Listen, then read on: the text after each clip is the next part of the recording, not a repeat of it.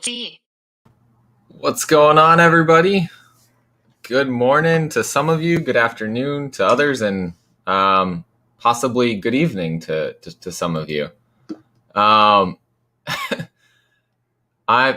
didn't even stay the whole night with spine ticks last night, and I'm still tired today.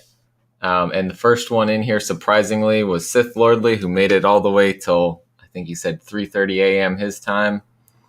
But here we are having the alcohol-free, tranquil comic book stream.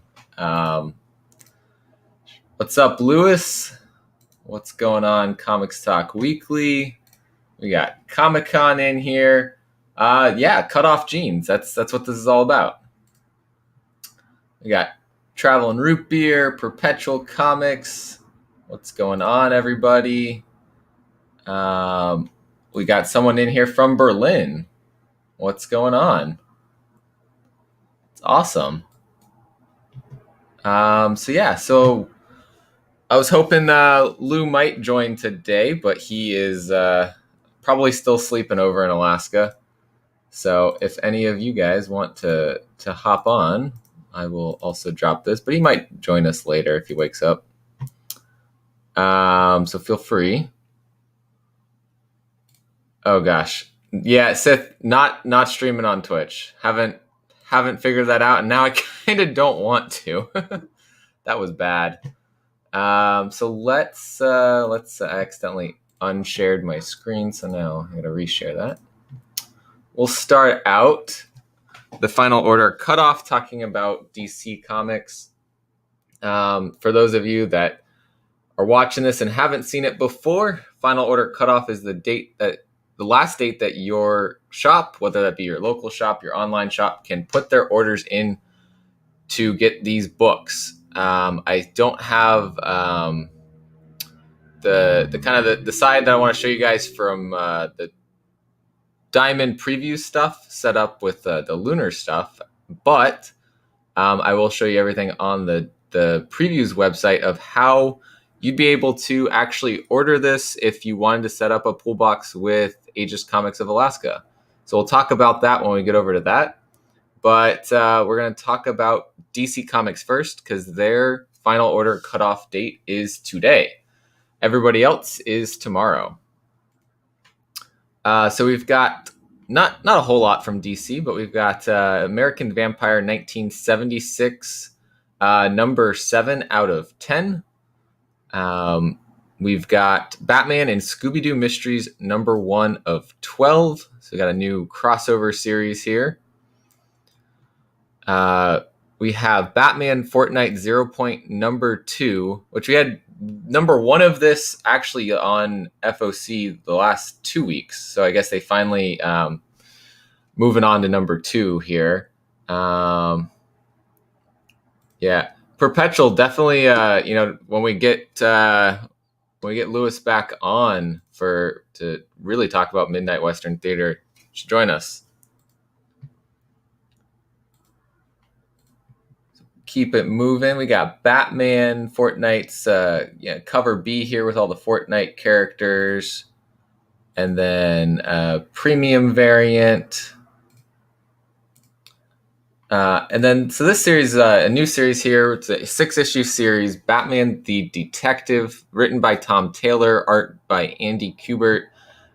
This actually looks kind of interesting. It's going to be Batman, but not in Gotham. He's going to United Kingdom. So this Perpetual, this might be a series for you here.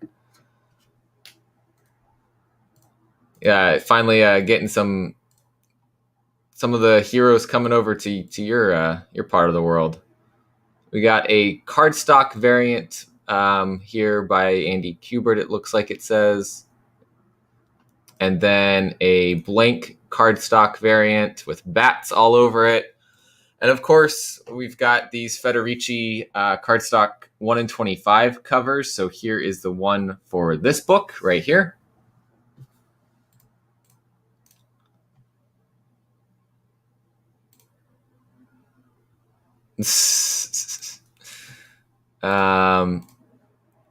Also on here that I learned from Ultra last night, we've got Challenge of the Super Sons, number 1 of 7. Cover art by Jorge Jimenez. We got the Super Sons back together again, picking up where it left off last. With a cover B by Simone DeMeo. I love his art. He's the artist for We Only Find Them When They're Dead. So great art on this cover. If he was doing the interiors, I probably would pick this up just for his art alone. Let's see, we got Infinite Frontier #0 getting a second printing here. That's a pretty cool cover. I don't know if that's an interior panel or not, because I did not read Infinite Frontier #0, but hopefully not. Hopefully DC's not following the Marvel trend of going and doing interior panels. The other one that I think's the big thing to look for with DC this week is the Joker #2 by James Tynion, art by Guillaume March and Mirka Andolfo, cover by Guillaume March. So for me, it's the Punchline backup story that has me liking this. Here's cover A.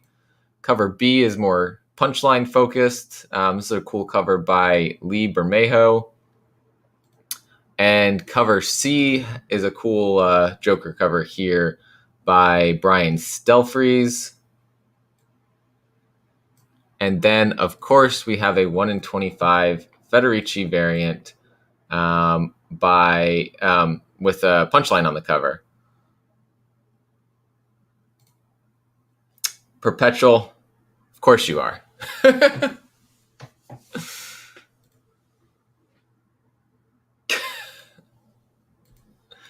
So we'll keep it moving. Again, if any of you feel like wanting to hop on, go for it. The link is in the chat. If you need it again, let me know. I'll drop it again.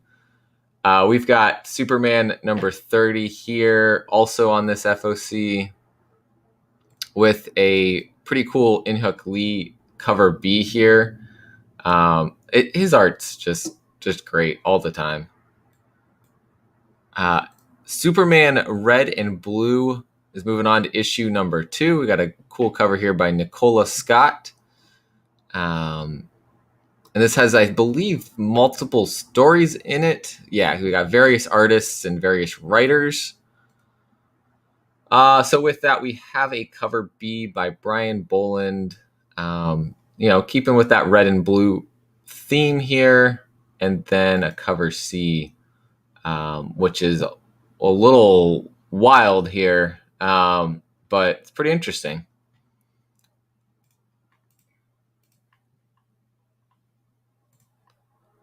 We also have Sweet Tooth The Return, #6 of 6 right here. So this wraps up Jeff Lemire's return to Sweet Tooth. Of course, this is under the DC Black label. Wonder Woman #771 here, with a Josh Middleton cardstock variant there. And then we get a trade paperback for Young Justice. So that is everything for DC. I do kind of like how it's pretty simple on Lunar's website. They've got all the upcoming FOCs listed, and you can kind of jump ahead and see what things are coming up.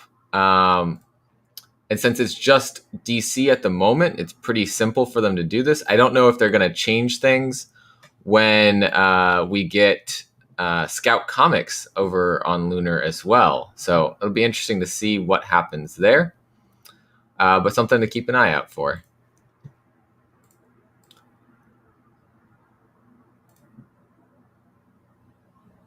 Yeah, Phil, I remember when we did the FOC picks, it was probably like a month ago for Spine Ticks. That was one of your picks, was the Superman Red and Blue.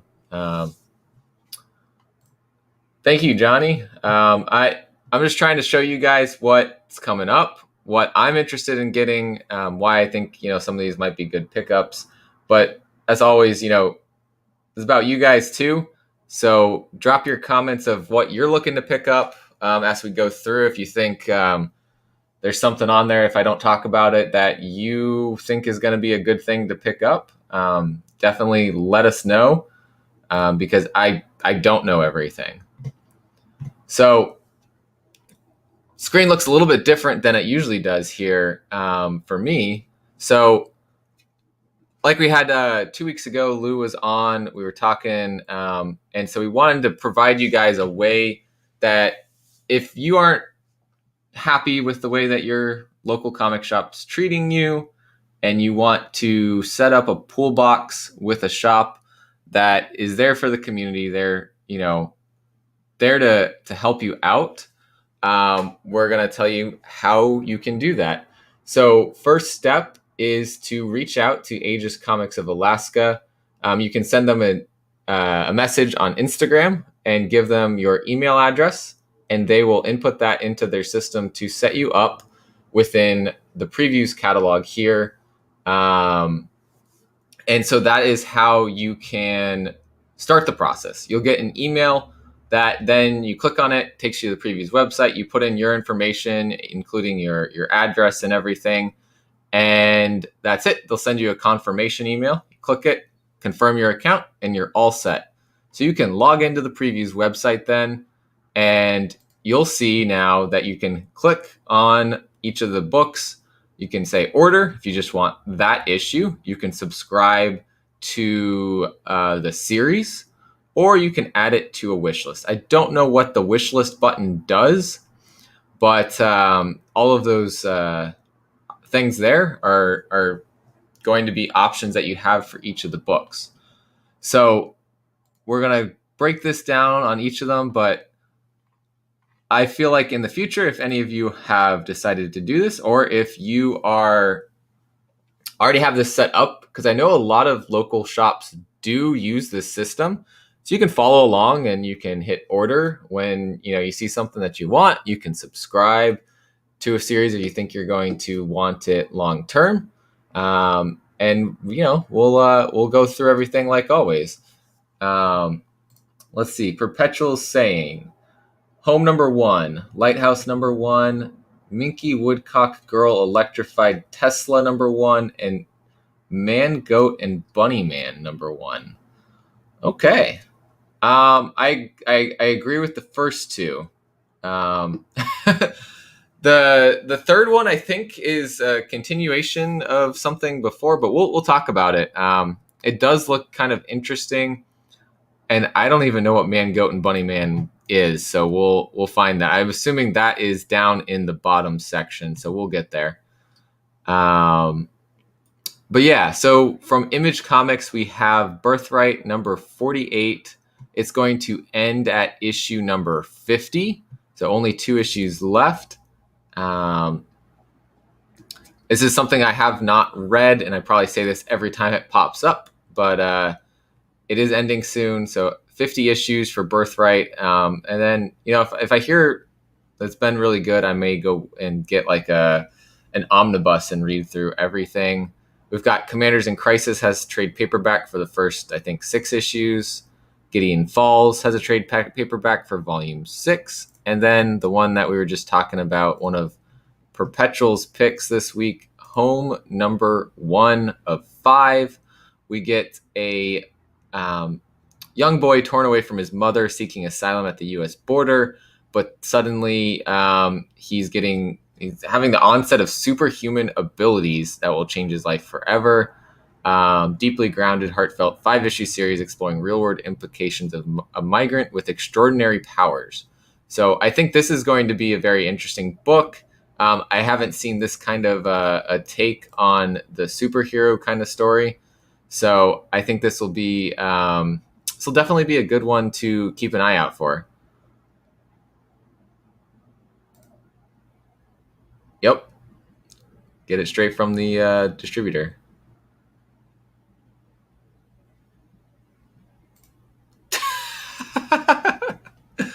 There we go. Perfect. Welcome in, Real Rude. What's going on?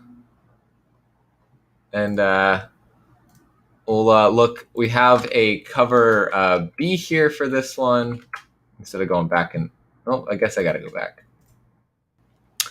Cover B here. This is a really cool cover. I think seeing him with his superpowers kind of starting to, activate. This is definitely one to look for. So I have some stuff set up with Poolbox for Aegis. I have some stuff with my shop. So I'm trying to show them some love for supporting the community. But I do still get my books from my my shop because I do like my shop.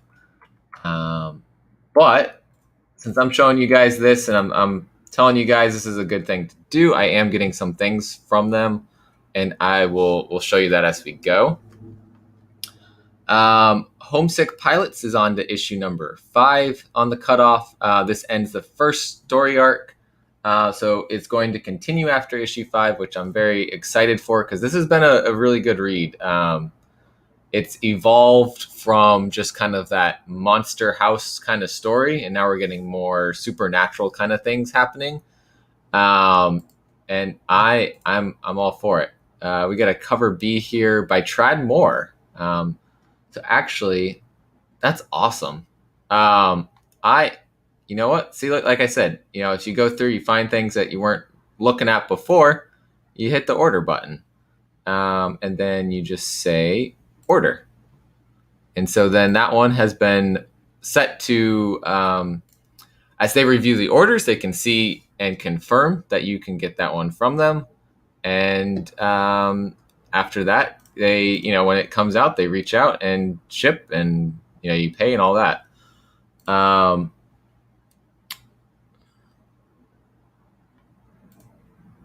Second cover for Home suggests Home is out of USA. The flag is on his side of the fence.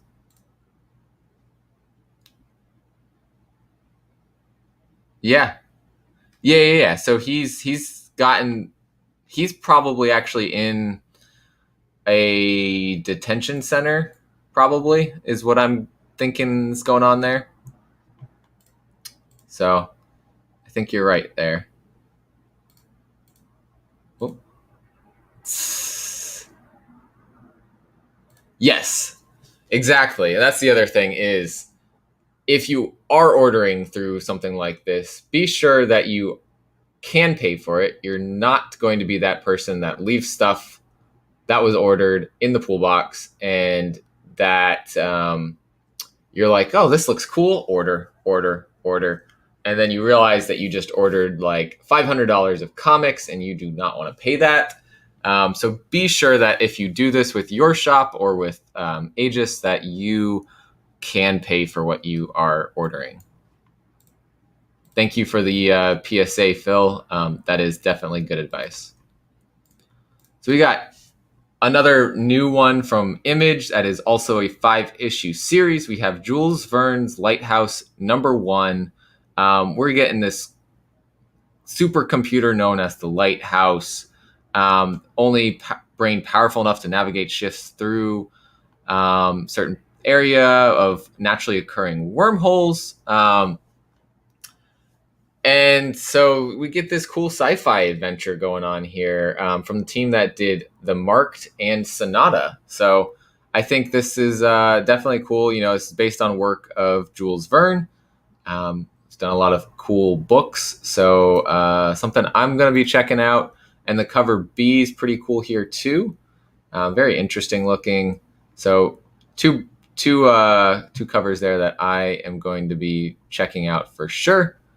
That one's going to be on my pool list at my local shop. Carmen #2 of 5, Guillaume March. We just had him over on DC Comics stuff with Batman, Joker. I loved issue 1. I think this is a great series. I think this is definitely one to read.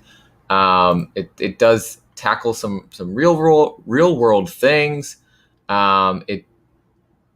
It does address some of that, and I think it's going to get a little dark coming up, but I think it's definitely worth the ride because there's some good humor in there too. You got to throw in the fart jokes. Yeah, my LCS doesn't have this, but they are pretty good about responding to emails and changing orders and all of that. So that's what I usually do for my shop. But yeah, so this one, I don't know if they're on here or not. They aren't, but let me just show you guys. Carmen number 2 has a 1 in 25 variant. So here we go. It's just a black and white sketch version of cover A. And then I wonder if I can just do this. There's a 1 in 50, which says, you know my secret now. And she's got some like spray bottle here, Nelly. So another sketch kind of cover. But I think if I picked between the two, I'd go for the 1 in 50 versus the 1 in 25. It's kind of cool. And we know the issue 1 did really well, so that's why I think we're getting ratios now for issue number 2. I meant to close that. So let me flip back over the chat real quick. Keeping an eye on things. Again, hey, Perpetual, if you want to hop on, feel free. Anybody can.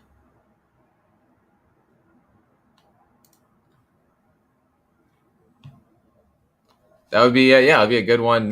Maybe we can get them on when that one drops and we're talking about it on the show.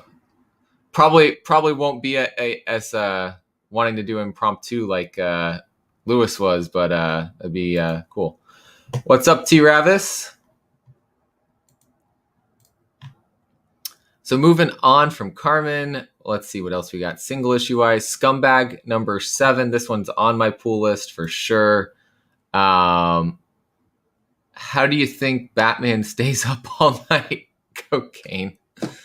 All right, there we go. Scumbags keeping it moving. It's been a fun series. And then we've got some hardcovers, some trade paperbacks, and that wraps up Image. So we'll move on to Dark Horse Comics. We have Avatar, The Next Shadow, number 404, wrapping up this series. And so this is Avatar, like the movie, not Avatar, The Last Airbender. But that wraps up that series with Dark Horse. We get Black Hammer Visions, number 3 of 8, with a Chip Zdarsky cover. It's funny, I was just talking about, I didn't realize Chip did a lot of art, but I found out, yes, he does, in addition to his writing. So he's writing, and he did the cover for this. We get a cover B here, cover C by Zaffino. And then we get Grendel, Devil's Odyssey, 5 of 8. Again, not one I've been reading because I've not been on the Grendel bandwagon from Grendel. Grendel's been around for a while, but right, issue 5 of 8. So that's one of the stronger Dark Horse properties. But here's a new one from Dark Horse. We have Jenny Zero, number 1 of 4. This is hard drinking, hard partying daughter of beloved superhero Mega Commander Zero. After washing out as the military's top kaiju killer, Jenny Zero now lives the celebutante life with her hotel heiress and publicist best friend. But when the massive creatures return, she has to decide if she can sober up and save the world. So I think I kind of forgot the description of that one last night when we were on Spine Ticks, but I think that's the dilemma there, right? You know, do you sober up and save the world, or do you keep on partying? It's a Spine Tick dilemma right there.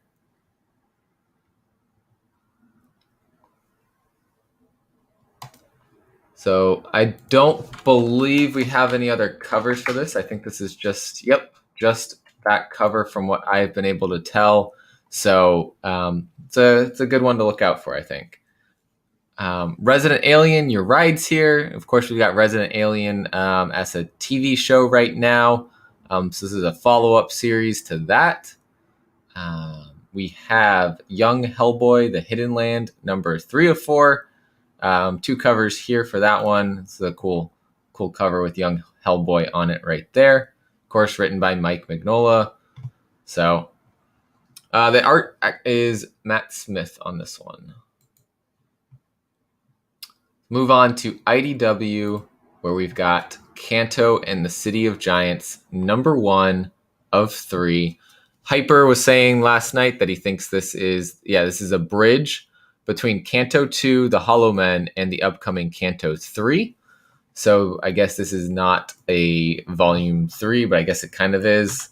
But we know Kanto's been so popular that they are not just doing a cover A, but we are doing a cover that is a 1 in 10 here, a ratio incentive A by Sebastian Perez.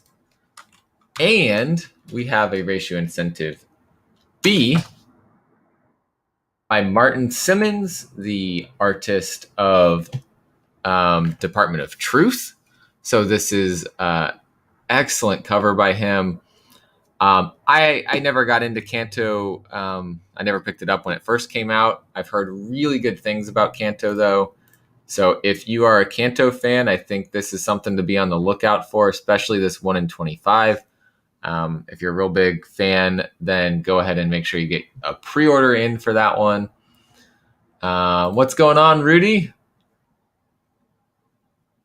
Yep. Yeah, Sundays are kind of recovery day. Get this playing in the background. Listen to the books that are going to be on order. Make sure then after you clean the garage, you can think about it and figure out what books you want to make sure that you have. Another thing we got here from IDW, Star Trek Year 5, number 20. I'm sure Copy 801 is all on this one. He's got all of the Star Trek books. He was just talking about that with Jay Ramirez on Dream of August Comics, and they did his origin story. We got a 1 in 10 ratio here, as always, with the Star Trek books. It's a pretty cool cover there. Let's move on to Jenica 2, wrapping up here with issue number 6 of 6. Again, this is Turtle fans. This is definitely a book that you guys are looking out for. We also have, of course, a 1 in 10 cover here. This one's pretty cool by Nicole Go, something like that. So I'm not a Turtle fan, as in I don't read the comics or anything, but I think this is something to look out for with all the Turtles things, to really always looking out for that 1 in 10 cover there. Let's check in with the chat here. Twitch, not going on Twitch right now. Thanks, Rudy. What's going on, Bricks? Welcome in. We're just scrolling through, talking about things. So I am curious here because these are the DC books we just talked about on Lunar. They're actually matching this time. In the past, they haven't been. So I'm thinking now that you could be using the previews pool box to add these to your pool or your orders, and from that regard, that should all work out, and you wouldn't have to order through a separate system, though it comes through separately on the LCS's side. So I'm gonna have to ask Lou what happens with these DC books and how that works with the pool box service. Just to get a kind of update there. I did get Nottingham, and we're going to mention we got second print of that one on FOC this week, so I'll show that off in a little bit. So from Marvel Comics, we've got a couple interesting things this week. We have a second printing of the first appearance of the new suit. I'm not the biggest fan of the new suit, but it is something that's interesting, doing different things. it was interesting to read the story and why he got the new suit. So it's something to check out. America Chavez, #1, is getting a second print here. We got just the blue color here, the red there, and then this part's kind of black and white. I did like cover A by Sarah Pacelli, so it's cool to see this done a little bit differently, but I always like when there's new art on a reprint. We've got Black Cat #5. Issues 1 through 3 were tie-ins to King in Black, and so issue 4 kind of takes you out of that, and issue 5 now we're keeping on moving with this Black Cat series. Let me see if we're still got ratios for Black Cat. We do. There's a Lupacino variant. I think that would be a ratio. Yeah, it's not listed here. And then there's the Marvel Heroes Reborn. They're doing a bunch of different covers here across the board. And so here is the Reborn cover for this one. I don't know what this has to do with Black Cat or why they would choose this cover for this book, but there it is. That should be everything for Black Cat, and it is. So let's check in with you guys in the chat. Anything catching your guys' eyes so far on FOC this week? Let me know in the chat. I know Perpetual dropped his picks of the week already, so let me know what you guys are looking forward to in the chat. We have Children of the Atom #1 getting a second printing here with one of the new characters on the cover. Clearly has Gambit's powers, but of course second printings are a big thing right now, so maybe something to look out for if you are wanting to go all in on the Children of the Atom. And speaking of them, we go on to issue #2 here. And we get a guest starring of the Avengers. Let's see what else we got cover-wise. I think, we have a Knock Headshot variant, and then looks like we have a Henderson variant that probably is a ratio variant here. And nothing there. Oops.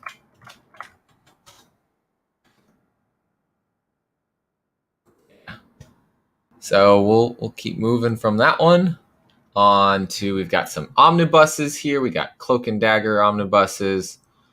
And then Daredevil's on to issue #29. So I'm guessing we've got this reveal that Elektra is Daredevil.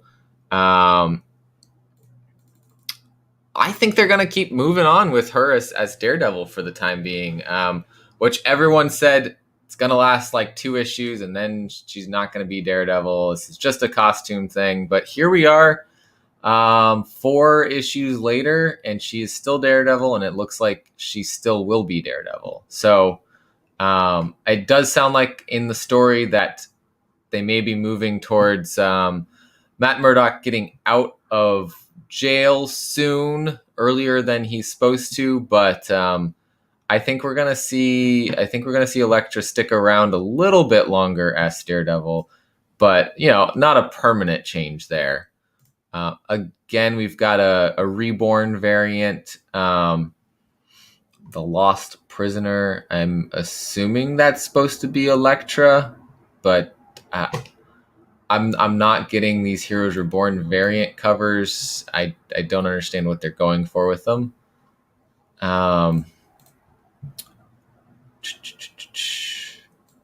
So what are you guys thinking of the Heroes Reborn thing? Is that something that you're looking to read, or are you staying away from it? What are you guys' thoughts? Moving on, we've got Dark Hawk, Heart of Hawk, #1. This is a 30th anniversary of Dark Hawk, so I believe this is a one-shot. Yeah, one-shot. We've got lots of we got an untold story of Dark Hawk's early days. Then we get some more information and other stories from various artists and writers. Move to a variant by Lubera here, which is pretty cool. We've got Richard Rider and we've got Star-Lord on here. And then we also have a Russell Dodderman variant here, and it says 30th anniversary in the back there, which I thought was pretty cool. Nice colors on this one, so definitely a cool cover here. I don't remember if there are ratios on this one, but let's do a check. Doesn't look like any are popping up, but that doesn't mean that they aren't happening. We'll keep on moving to, let's see what you guys are saying. Digging the costume for Daredevil, Elektra, pretty dope. Yeah, I've been liking it. Bagley covers are pretty dope for Heroes Reborn. Okay. And then planning on staying away until he saw the trading card variants. Okay. I haven't gotten to look at the trading card variants yet. If I did get into it, maybe that would be the route I'd go. I'd just pick up one or two of the variants that I thought were cool. But for the most part, I think I am sticking with my mainly indie reads and going to take a pause with when that happens with Marvel. Oops, I skipped over. We got Fantastic Four number 30, King in Black tie-in. The Thing looking pretty nullified here, so that's pretty cool. And then the Reckoning is coming, and we've got a Akuna the Thing variant. So we have all these Man-Thing variants, but the Thing has become the Man-Thing, which is a little weird. That's going to become a clip probably, so be on the lookout for that at Spine Ticks on Saturday nights.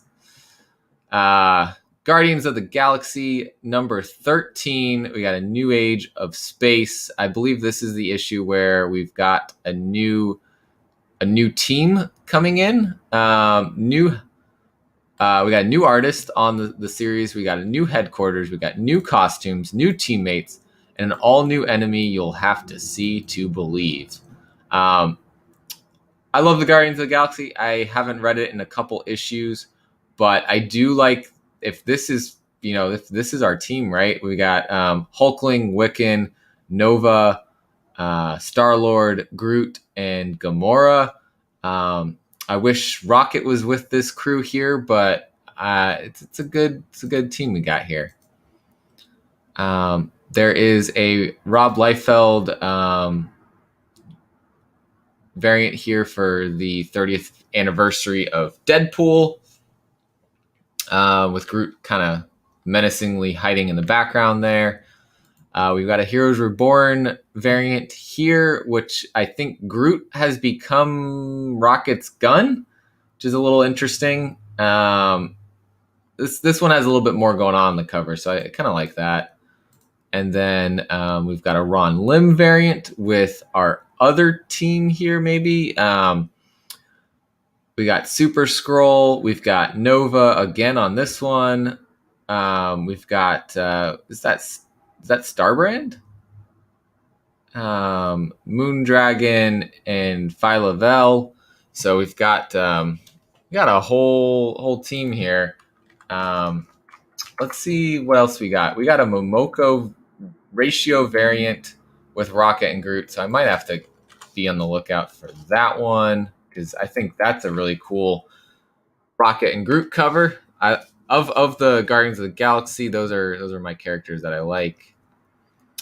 Let's see. Maybe that's not a ratio. The order of these sometimes gets out of place, but I don't see it showing up here, so it's probably a ratio variant. We've got Iron Fist, Heart of the Dragon, number 4 of 6. We got 2 covers there. the Man Thing. Yeah. Yeah, that was not a well-named variant there. But yeah, Iron Fist had this series going on. I actually read issue 1 of this. Got it in a Walmart pack, and it was actually kind of good. Iron Fist isn't one of my characters that I go and read all the time, though, so I didn't pick up the rest. But I think this is an interesting story. Got some creepy spider thing above him here. And I believe there's kind of like the sacred sites in the world were getting attacked. So we got a team that's there fighting off and protecting what's going on. So we've got Iron Man number 8 also here. Crazy art as always by Alex Ross.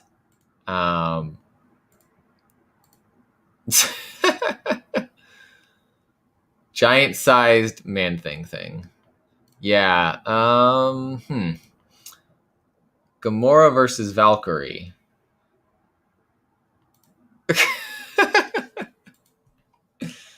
Oh, you guys are cracking me up today. Maybe it's lack of sleep though. We've got, of course, another Heroes Reborn variant. The Warden of the Spaceways.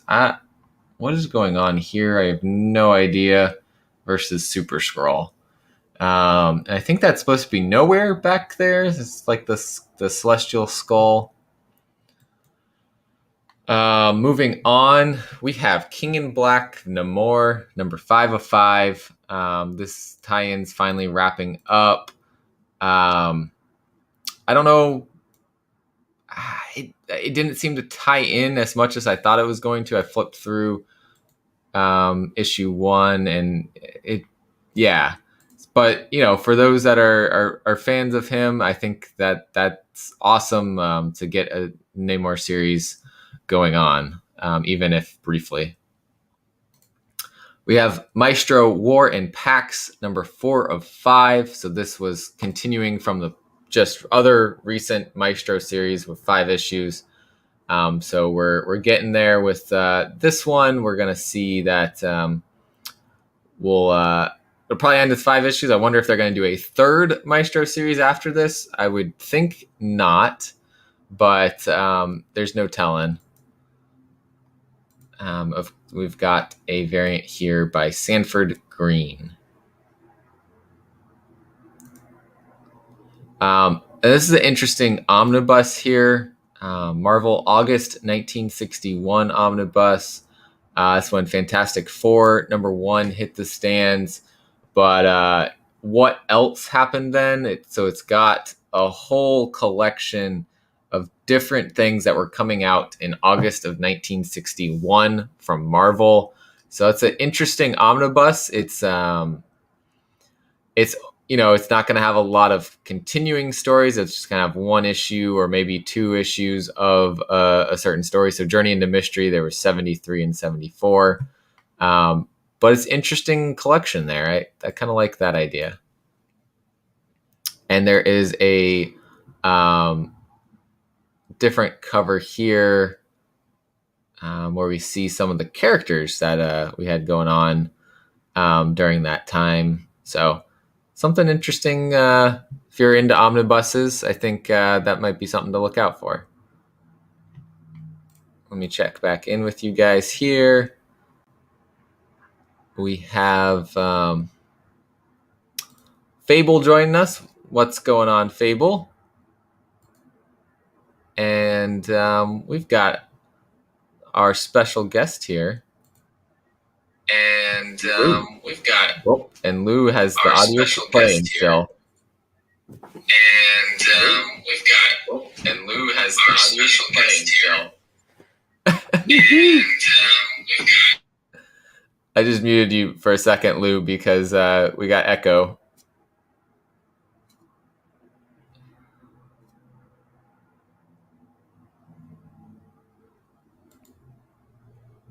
All right, how about now? Let's see if we get echo still. What's going on, Lou?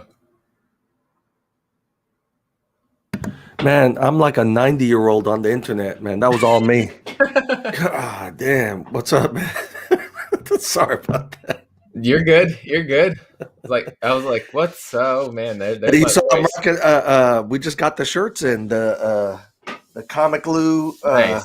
So the that's Comic all Lou green shirts right there. there then. Yeah, it's because of the green screen here. Let me see if I can turn that off real quick, man. Let me see. So y'all could see this bad boy. Because Got I always have to run the doomsday clock in the background. But let me see. yeah. I haven't seen the Doomsday Clock guys in a while. Yeah, they.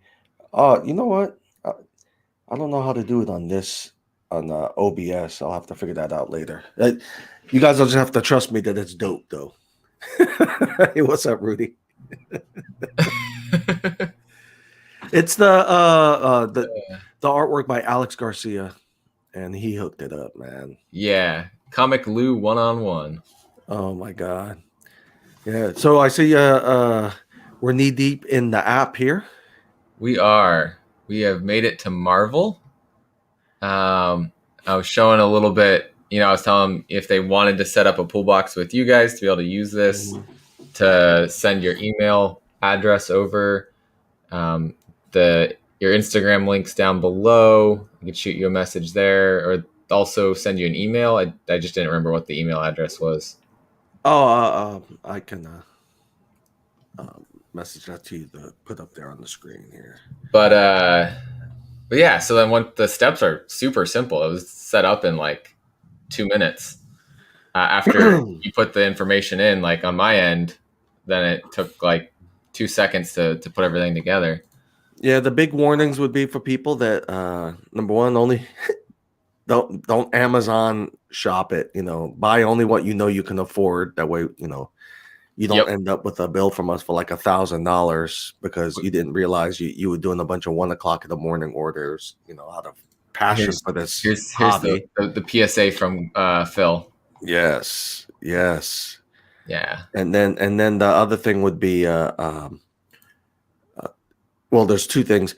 If you're looking at a book and it says C retailer, it's either that it's on back order, or hell, it might not even exist, and it in Diamond's warehouse anymore, which means it's going to be potentially only at the shop, or it's just not available at all. And then ratio variants, sometimes they make them available here, sometimes they don't. What we do with ratio variants, like if 1,000 people order a 1 in 10, we're not going to have 1,000 of them. So what we do, and I think all the shops should be doing this, is you go by order of who ordered it. And what's awesome about this particular software, it actually timestamps the orders. So even if I have 3 customers fighting to the death and in the showroom, I can print out and show them, hey, no, look at the timestamp, man. You got beat. You got beat, son. This cat was up at 2:30 in the morning while watching Spine Ticks and placed this order. And you waited until 9. The FOC segment on Spine Ticks and was like, oh man. Exactly. But and then of course you always have the choice of subscribing or just ordering the one issue. The big thing too is let's say you order after FOC. So you go and you grab you're looking at the series, but you'll see on the system, it'll show you where it only gives you the option of issue number 2 or number 4. That's where you'd want to message us to see if we can get you the first 3 issues. You know what I mean? Communicate with us and we'll do what we can, because sometimes those issues are available. It's just that the system is designed with FOC in mind, so it won't let you order back sometimes. Yeah. Actually, let me just click on one of these, right? So it says up here at the top, the March 21st pre-order due date for Aegis Comics of Alaska is, or I guess March 2021 is March 22nd. So that's telling us tomorrow you got to get the orders in for these. That's right. So that's a nice reminder there. So you can make sure you order on time and not be that person that's messaging the day it's coming out. Like, man, do you guys have this? I forgot. And we do our best, but most shops you just can't order that many extra. You just can't, because they just end up becoming insulation for the shop. Yeah, put them in the walls, keep everyone warm inside. Yeah. And then if you got to burn, if you run out of power and you got to start a fire, That's kindling. right. That's right. Cardinal sin there, but yeah. No, I know. Never. It should be like burning the building before burning the comics. Exactly. Save the books. Save the books, burn the building. Nonstop Spider-Man #2 here.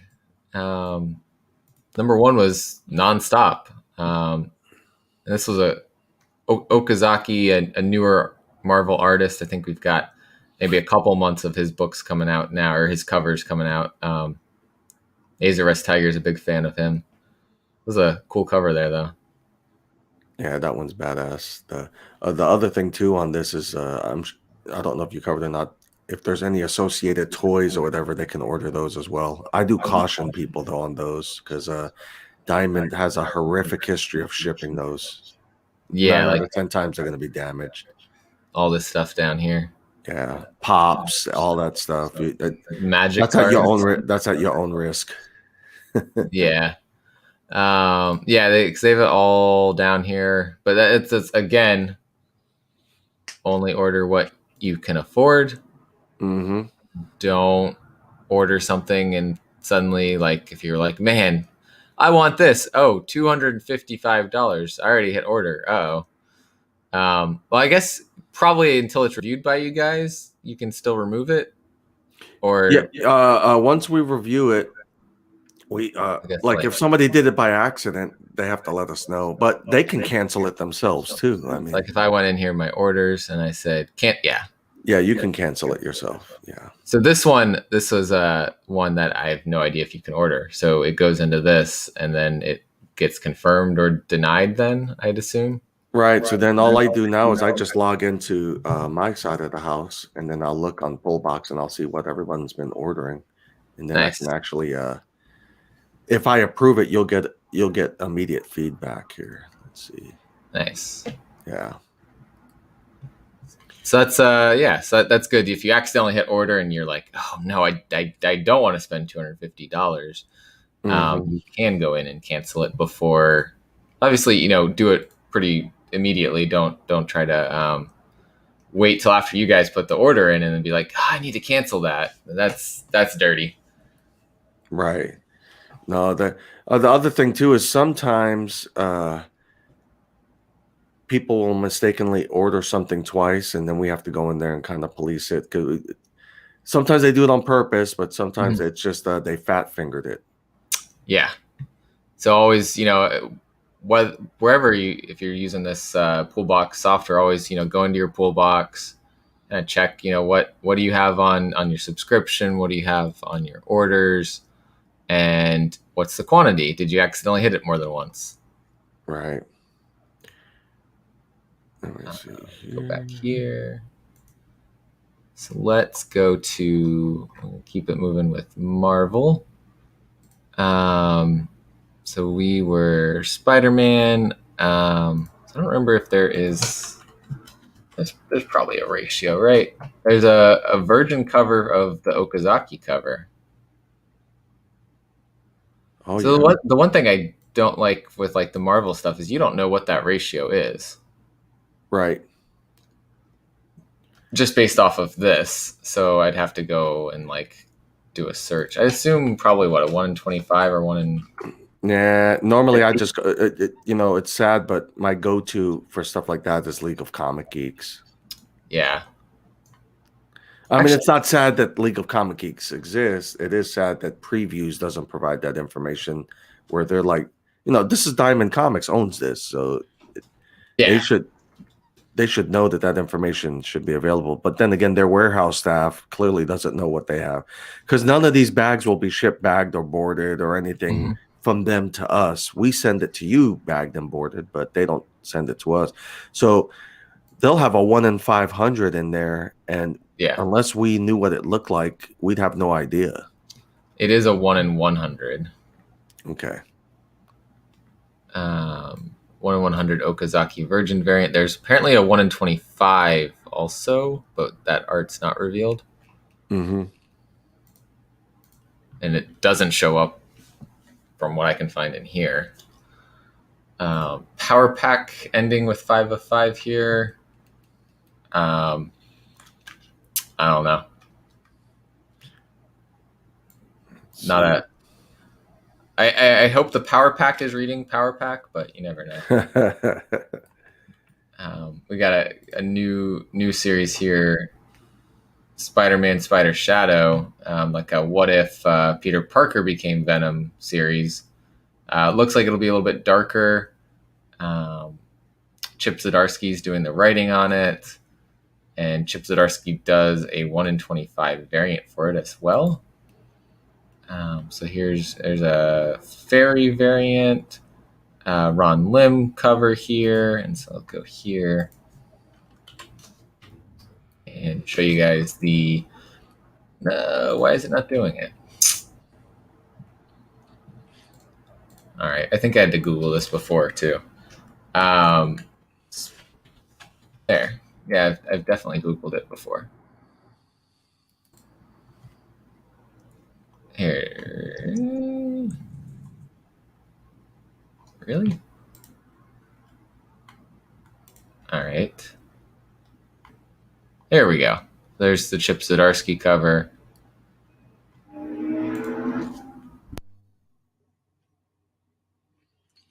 Anyways,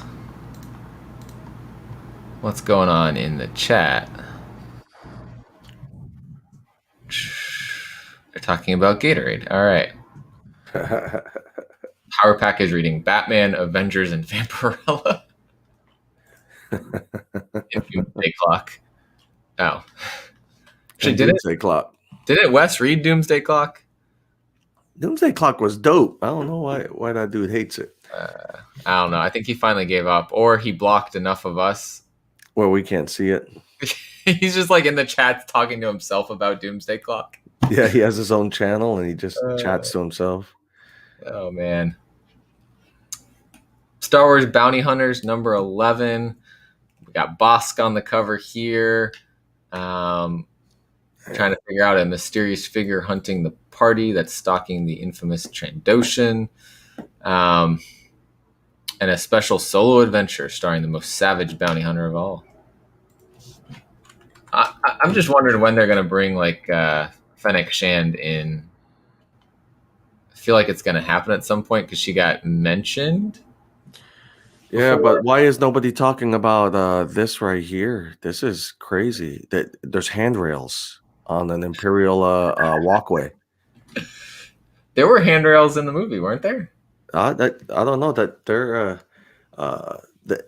the Empire's like legit an OSHA violation. I mean, they never have handrails. This is pretty significant here. Safety first. Safety first. Yeah, this is this might be a key issue. First appearance of handrails on an Imperial base. The end of the walkway then is where they don't have the handrails, so Luke can fall off.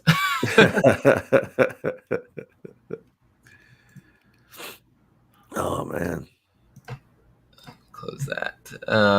What else we got here? We got Thor number 14. We got Donald Blake kind of sitting on a throne here with Odin and Thor looking pretty defeated. This is the issue you can't miss, they say. Ends the Donald Blake storyline. So, which is interesting that they have like this homeless looking meth head who is just whooping up on all of Asgard's greatest warriors. I mean, like, look at this one. This is probably 1 in 25 Klein variant. What is this supposed to be? Donald Blake here still? Yeah, I guess so. Because look at the reflection. You see Thor. Yeah, that's him. He's looking even more gnarly here. Yeah, but with the doctor look there, whereas he's been running the beard and the homeless look. Yeah. And then we get the Heroes Reborn variant here, which Hmm, a None little of none of those lackluster. none of those jump out to me. None of the Heroes Reborn ones. Yeah. The only one I'm kind of like, it's kind of cool, but I'm probably gonna pass was the Guardians one with Groot looking like he is the gun for Rocket. It's an interesting concept. Oh, that's actually not too bad. Yeah.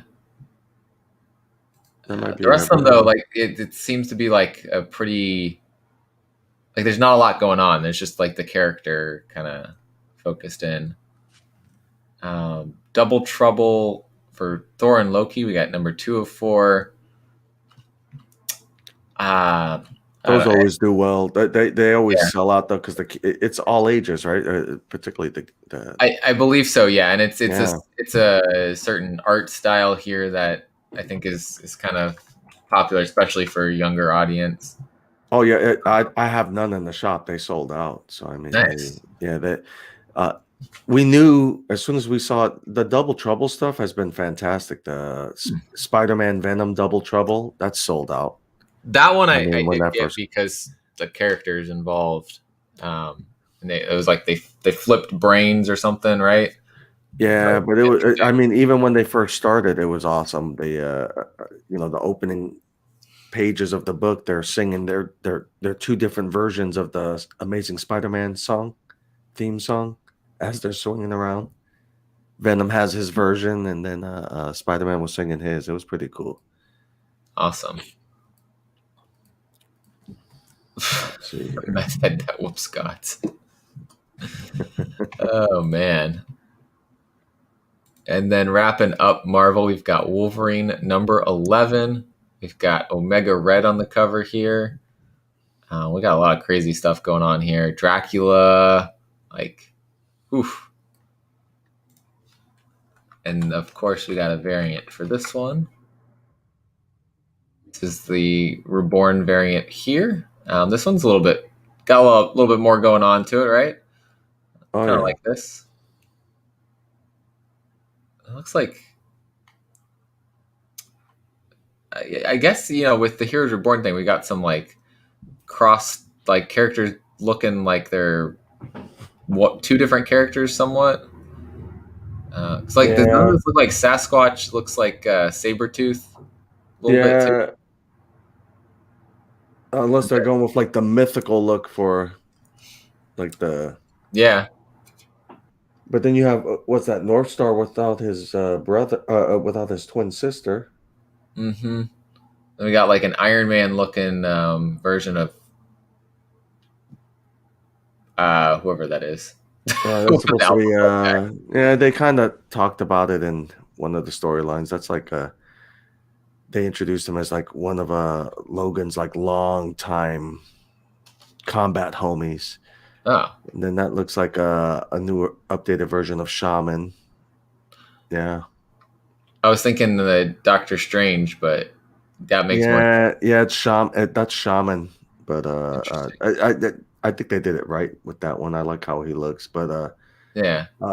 North Star without Aurora is kind of Mm-hmm. good because the whole theme with North Star and Aurora were they were twins and they were more powerful the closer they were to in proximity to each other, which was Gotcha. pretty cool. That was like a really cool uh, and a lot better than storylines like what was it called? The New Warriors with Safe Space and Snowflake. So That never happened. no, it didn't. Thank God. But Like, I wonder if they got some of that idea from here because that was the Aurora North Star thing hmm. that they were twins and their powers were amplified the closer they were to each other. I want more New Warriors, but yeah, that was a little No, silly. that was a little over the top. And apparently the reaction was strong enough that they just said nope, nope. Mm-hmm. We got a question about have you seen an increase in junior readers from Yes. adults increasing their readership too? Yes. Yeah, definitely. We've been getting tagged in posts by parents that their kids, because of the lockdowns and stuff, Mm-hmm. The kids, the parents wanted to get their kids off of digital and get them on actual books. And we've had several parents just in the last 30 days, their kids picked up their very first comic books and are addicted. That's So, awesome. yeah. That's a good thing to be addicted to. Yeah. But that's why I swear by these Double Trouble books. They need to keep them coming because Those are they're a hooking. fantastic hook book for kids. Fantastic Awesome. hook book. And, the parent going through the book, skimming through the book real quick to see if it's okay for their kid. Mm-hmm. It wins over the parents pretty quick too. And that's what you need in the shops right now. Yeah. I've always said it, you know, these comic book shops that are designed just for us, eventually, you got to entice new readers, right? Mm-hmm. You have to. The way you get the new readers is you got to make your shops appealing to mom. That's a fact. Mom and Absolutely. grandpa and them. Yeah, you got to make it appealing to them. So having Sonic's another good one too. An awesome hook book for kids Oh yeah. Yeah. because Yeah. they Yeah. associate it with the games. Yeah. Yeah, I can see that. Oh, and Strange Academy. Strange Academy Yeah. has been real good. 'Cause, that's Hogwarts. And the Hogwarts meets Doctor Strange. I the mean, trade for that was really cool too. The way they did that. man, Yeah. Like looks like a spell book kind of thing. yeah. Pretty cool. And so now we get not so good for kids books. Yeah. Dynamite. Man, Oh, those Peanuts covers were pretty deceiving. I had a I kind of enjoyed watching the parents' reaction when they're like, "Oh, look," and then they open it up like, "Oh my god!" look at this. They're selling a bunch of neck Gators, gators yeah, and Evil Ernie, Purgatory, then just Red Sonja just kind of like chilling on your mask. yeah. There's the kid collector mask right there.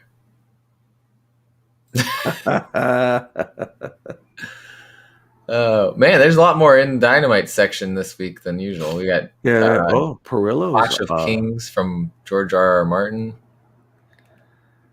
Yeah. Yeah, Perillo cover there. This is all one book. Red Sonja and the Superpowers.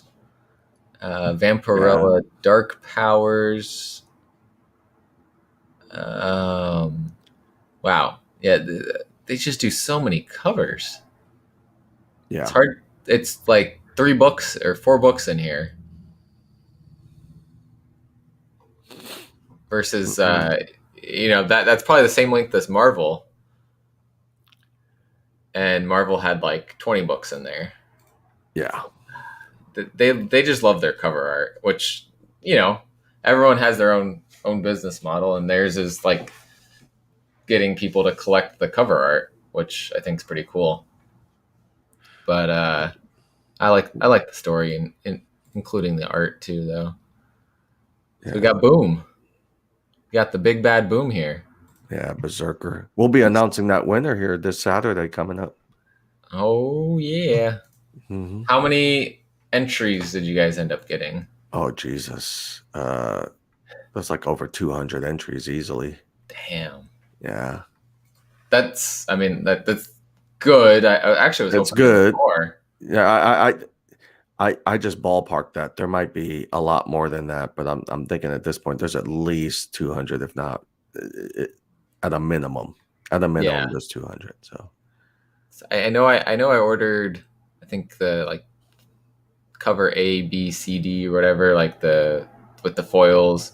right, and the foils come in. So all of the people that ordered the foil covers, they're waiting on their other covers. We're sending all that out at the same time. So the foil covers come in this week. Nice. And it's been we got emails saying Keanu Reeves already signed that book, so we're just waiting on CGC now. The books were already signed. Sweet. That'll be cool. Whoever wins that, that's awesome. I hope whoever wins it keeps it. Yeah, there was so many people that entered. what we're doing is we're going to have a second place, and the second place is a date with Hyper. No, the second place, the second place winner is going to get the one per store. Just Nice. as a special thank you for how many people got involved. So we'll have a first and second place. Sweet. It's awesome. But moving on to issue number 2 here. It's showing this on Spine Ticks last night. There's a bunch of covers for this one too. Yeah, cover A and B are really good. Yeah, the other ones were pretty lackluster though. A and B are good though. Then we get foil of A and B as well, and then we get a. This is actually 1 in 25. Yeah, that's the 1 in 25 there. Why did I think that? Maybe it's is there a virgin version that's like a 1 in? Probably, because the virgins were higher ratio. Yeah, the virgin version is 1 in 100, and then there's a black and white virgin version that's 1 in 250. Right. Somehow I missed that this was on here.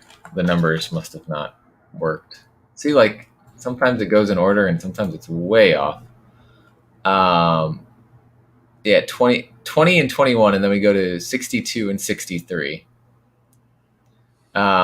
Because look at this, September versus December. That's why. So yeah, because they went. That means that they went. Well, yeah, that was last minute printing, big time. That's a big delay, right? No. That's when you see those numbers there. That's what catalog they were on. Right. But and what then, is catalog the orders do, yeah, but the release date will be different. The release date will be the same for all of them, unless they have a hang up. But I was thinking because a lot of the other ones near here are February, so these should have been in the February catalog. Yeah. So delayed. It was a cluster for them. Oh, it was a major cluster for Berserker because the same reaction we were having to the artwork they were having. So then they were having to go back to the drawing board. Can you imagine being that artist? I'm drawn for a Keanu Reeves book, and then all of a sudden they're like, "Bro, we just reached out to a bunch of shops and a bunch of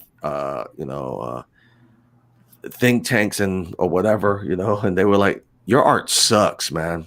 We're gonna need to have you redo this." Can you imagine? That dude, that artist was crushed. Was it the same artist that ended up doing it? Shoot. Because I like the art inside. Whatever. Yeah, the cover art was crap, man. The cover for the original cover B was supposed to be him with no shirt on, cutting people with that rib, I think. And it was that interior thing. It was horrible, man. It looked very lazily done. Where these look like they have a lot more effort. The grandpa cover and the best one is in my opinion, were the Bermejo covers. I think those are the best ones.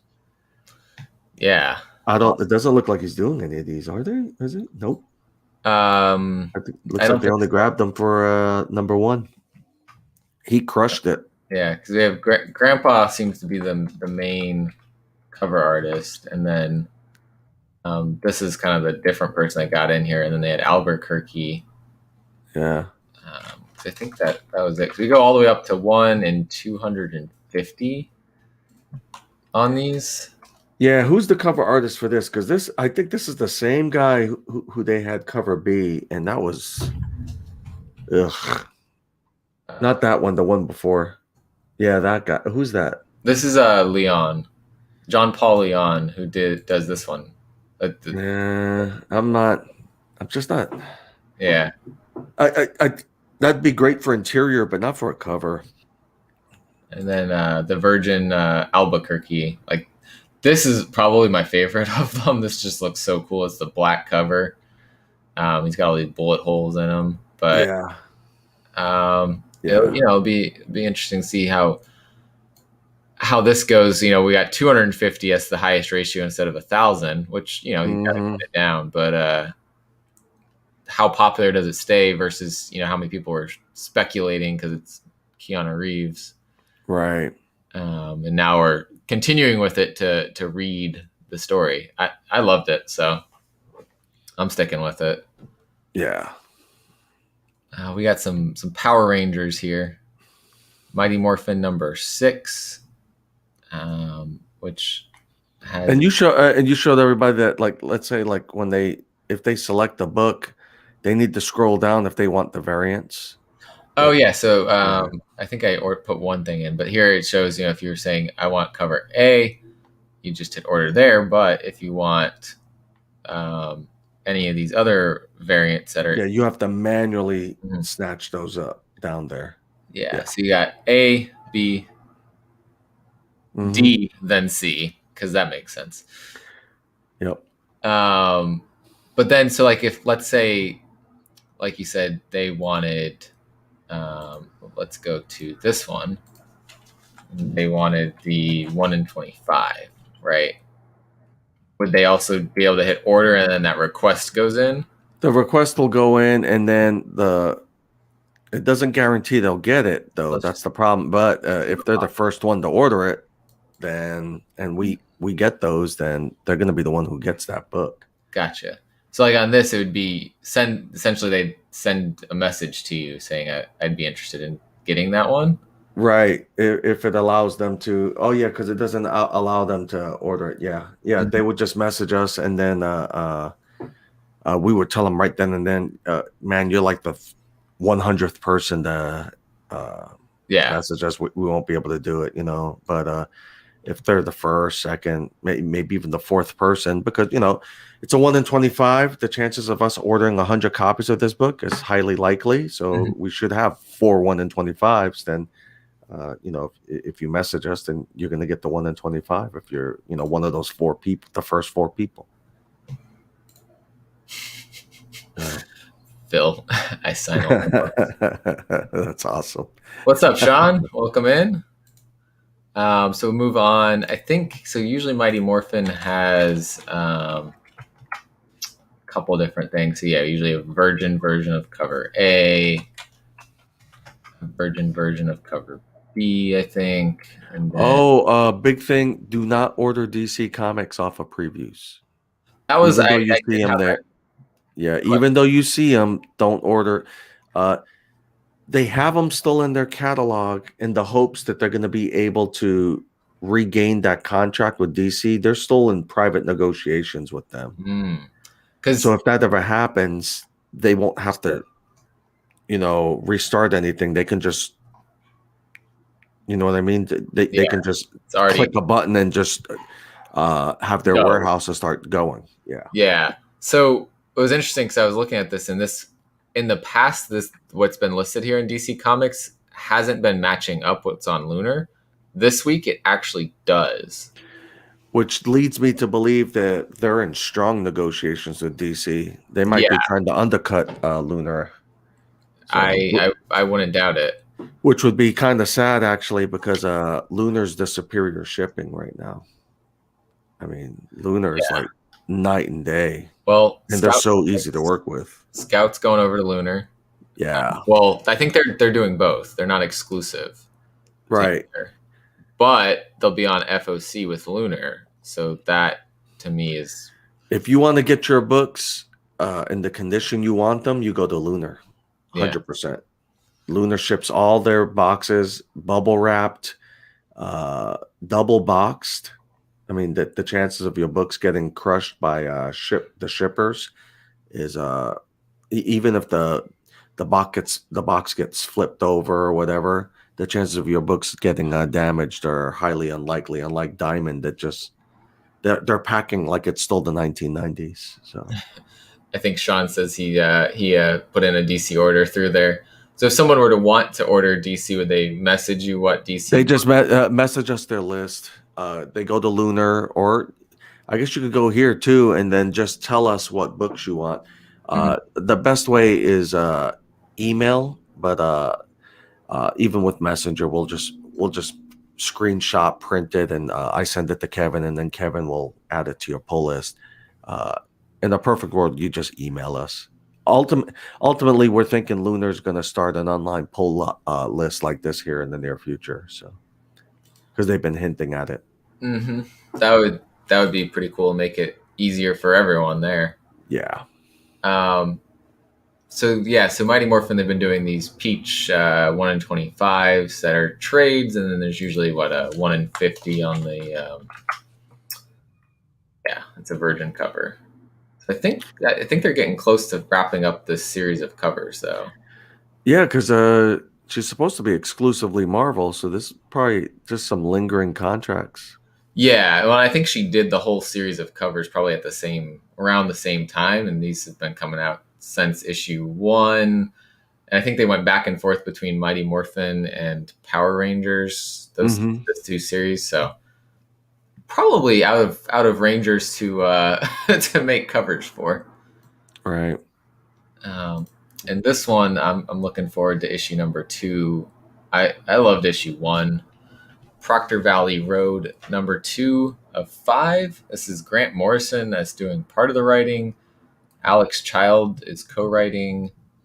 And the end is what really kind of sealed it for me, where we started to get that horror vibe going on.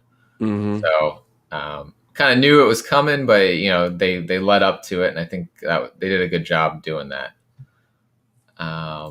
Cover B here, which is really a great last name. We have Chris Wildgoose doing the cover art. And then a 1 in 10 by Christian Ward again, which crazy cool art. And we got this like skeleton thing down here below the car, and the car's got like smoke coming out, and you got something with a horn on it. It looks like the like rhinoceros kind of thing or something. That's crazy. Really, really cool art. He did a great cover for issue 1. And then we've got a 1 in 25, which is also great, from Dan Mora. And I'm expecting probably there'll be like 1 per store. They seem to do that a lot. That'll probably be that Christian Ward cover, but a Virgin cover. Yeah, they surprised us. Like we didn't know we were getting that 1 per store ash can of Magic the Gathering. Mm-hmm. That came in by surprise. So I mean, yeah, stuff like this. Yeah, Boom does a good job with random things like that. My store said actually though, like some of the barcodes get like flip-flopped between the variants or something. Right. Like they'll scan it and it's supposed to be the 1 in 25, but it'll say it's the 1 in 10. Yeah, we just that's if you're using Diamond system. We use our own. So.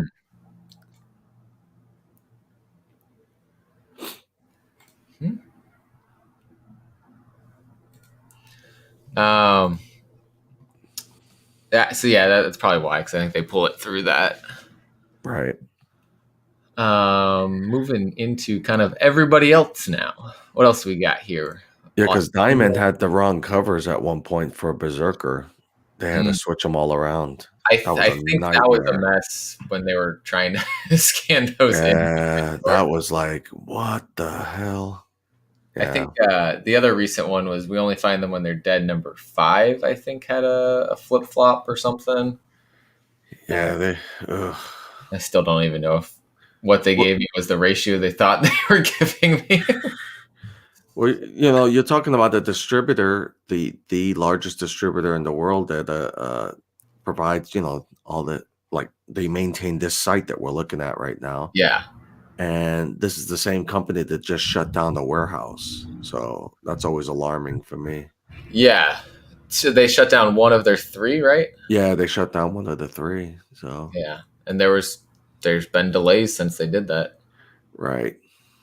Autumnal number 6. Autumnal, I think, is planned. Why did I feel like it was 8 issues? Let me just double check that. Why is Did it do that? All right. Yeah, finale is issue 8. So we're moving towards that finale here. We've been getting like more and more hints of the creepiness of the town, and so we're gonna probably see this kind of hit a peak in issue 6 and 7.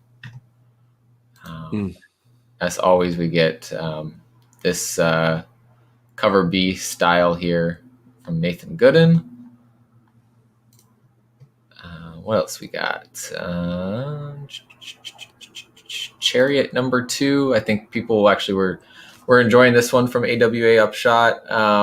Had kind of a little bit of a, I felt like had a nostalgia kind of vibe for like, what was it, Knight Rider or the Car Talks? Yeah, Kit. Yeah. That's a really cool cover, though. It is. It's Jeff DeCall. He's done a lot of good covers. That's a really cool cover. It's got that, for me, it reminds me of that Ghost in the Shell type. Yeah. Well, and I believe what's happened is like that person previously owned the car, died or something, and her consciousness is within the car. And so that's a whole interesting thing. Wow. But I didn't pick up issue 1 because I'm reading too many things already, but I heard good things. We got Doctor Who getting another series with Missy. See if there's any cool covers or not. I don't see anything jumping out there. Jonna and the Unpossible Monsters number 1's getting a second printing. This is Chris Samney, and I think his wife maybe is another Samney, Laura Samney. I did not read that one, but I think some people were saying it was pretty good. Wow. Kaiju Max season 6 number 1. So I guess this is the final season of Kaiju Max. It's the final jumping on point. So cool. I don't know what's going on here, but both of these are Oni Press books, so smaller publisher. Oh, here we go. Finally, I found it. I don't know if Perpetual's still with us, but he was saying he's looking forward to Man Goat and Bunny Man. This is from Xenoscope Entertainment. Bigfoot, the Jersey Devil, the Loch Ness Monster. All are age-old folklore fodder, but could they actually be real? In recent years, the myth of Man-Goat and the Bunny Man has grown locally, and many have claimed sightings of the two unique creatures, yet no concrete evidence exists. And that's exactly how they want it. Interesting. Okay. Yo, that's got like that Pulp Fiction feel right there. Yeah. That's awesome. All right. Good pick, Perpetual. Good pick. I like it. Oh, damn. Honestly, I'll be honest. I don't often look at Xenoscope books. For the most part, It's like those like crazy looking covers and it's all the 1990s big booby exactly. I'm just like sexy covers, but those are pretty popular. The ones that are pretty popular right now with the kids is Grim Fairy Tales. Yeah. That's what I know Xenoscope for. So this is different kind of. I feel like it's pretty different than their usual. Wow. Oh damn. Don't miss these covers though. Look at Man Goat and Bunny number 2 cover B. Well, here's number 1 cover B. So they are. Oh yeah. To their sorry, I got ahead. I was like, what the their usual here. And then what do we got? Do we got any others? Maybe not. Hold on, let me do a search and see what else pops up. That's interesting because the cover B that you're seeing there is not the cover B that I'm looking at. For issue 1? Oh, that's what it is. That was issue 1. Issue 2. This is what you're saying. Look at issue 2. Yeah. Oh, what? Holy cow. What is going on here? Yeah. What? Like this. Yeah, see, that stuff's gonna that would normally be like some special variant. You know what I'm saying? Like that would be like a Look at that. retailer variant. Look at This that. is a dope book, man. Holy cow. It's like the cover B is like the sexy cover, and then the cover A is crazy cover. Yeah, Like, but these are covers normally that you would be paying, special prices for. You know what I mean? yeah. Oh, dude, that's dark as hell. All right, you know what? Wow. Just gonna do this. um, so if I'm going to subscribe to it, I'd hit subscribe. Yeah, I just subbed to it. So I'm gonna do the cover A's because those are pretty cool. I'm doing I don't both. I don't think Holy cow. I don't think I need the other covers. Amy will like these. Let me see. Let's not let a kid collector know about these. Good Lord. Yeah. Real Rude 6 is liking these. Wow, what a sleeper hit there, man. Seriously, that's I don't know if Perpetual's still watching, but thanks for pointing that one yeah. Yeah, out. good job, buddy. Damn. This one's been cool. Maniac of New York. Someone had said this was only going to be 3 issues, but I looked and there's 5 issues for sure. Wow. So I'm glad it's not 3 issues because there's a lot more story to tell here for sure. I don't think we have any more ratios. I think just issue 1 had a ratio. Yeah. So Man, I have customers right now that'll buy. I'm still stuck on those other ones, man. I have they'll customers be that'll all buy over this those. one. They'll buy those ASAP. Yeah. The Mangoat and Bunny Man. Wow, those are really cool, man. It has that Pulp Fiction feel to the storyline. Yeah. Fable is saying he thinks Maniac in New York might have initially been 3 issues, but it was popular, so they Yeah. made it work. Maniac of New York there. Yeah, that's another one that's sold out at the shop, man. Yeah. Yeah. What about Eros Psych? How'd that one do? That was this week. Sold out. Yeah. Nice. Yeah. So Maria Lovett this is from a Blaze. I missed, and this is one I put in to see if you guys are able to order the Harry Potter homage cover. Yeah, you should be. If you look right now, it should show that I approved it. But let me see. Confirm. I see. Yeah. Confirmed. Awesome. Yeah. So yeah, that one. I looked online. A lot of places it was sold out. So I'm surprised it's still orderable. And then for issue number 2, that actually is that's Pulp Fiction right there, right? Wow. Yeah, that is. So speaking of, now we have the homage to it. Yeah, these guys they're stepping up their game. That's really good that they're. I love when the publishers do stuff like this because books that look like that fly off the shelves, and as from the shop owner perspective, that's what we want.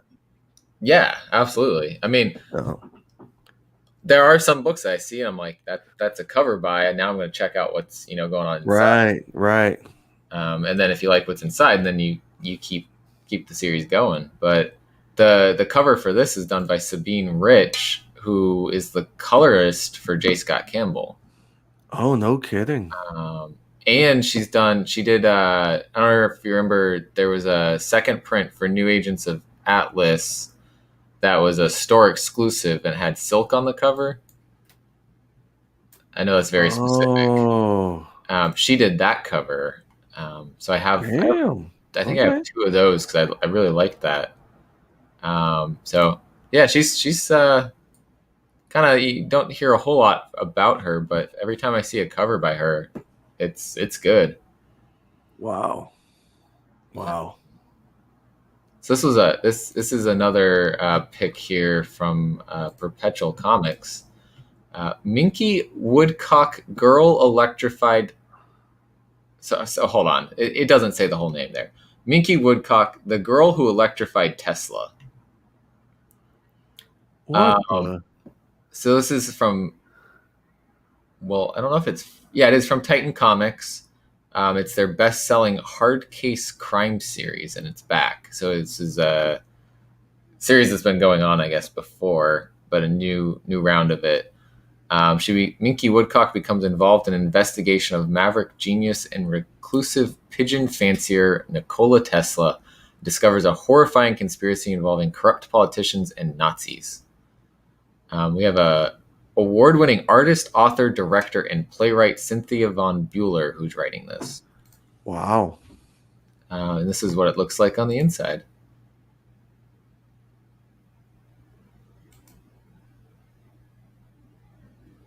Oh, it's got that old feel.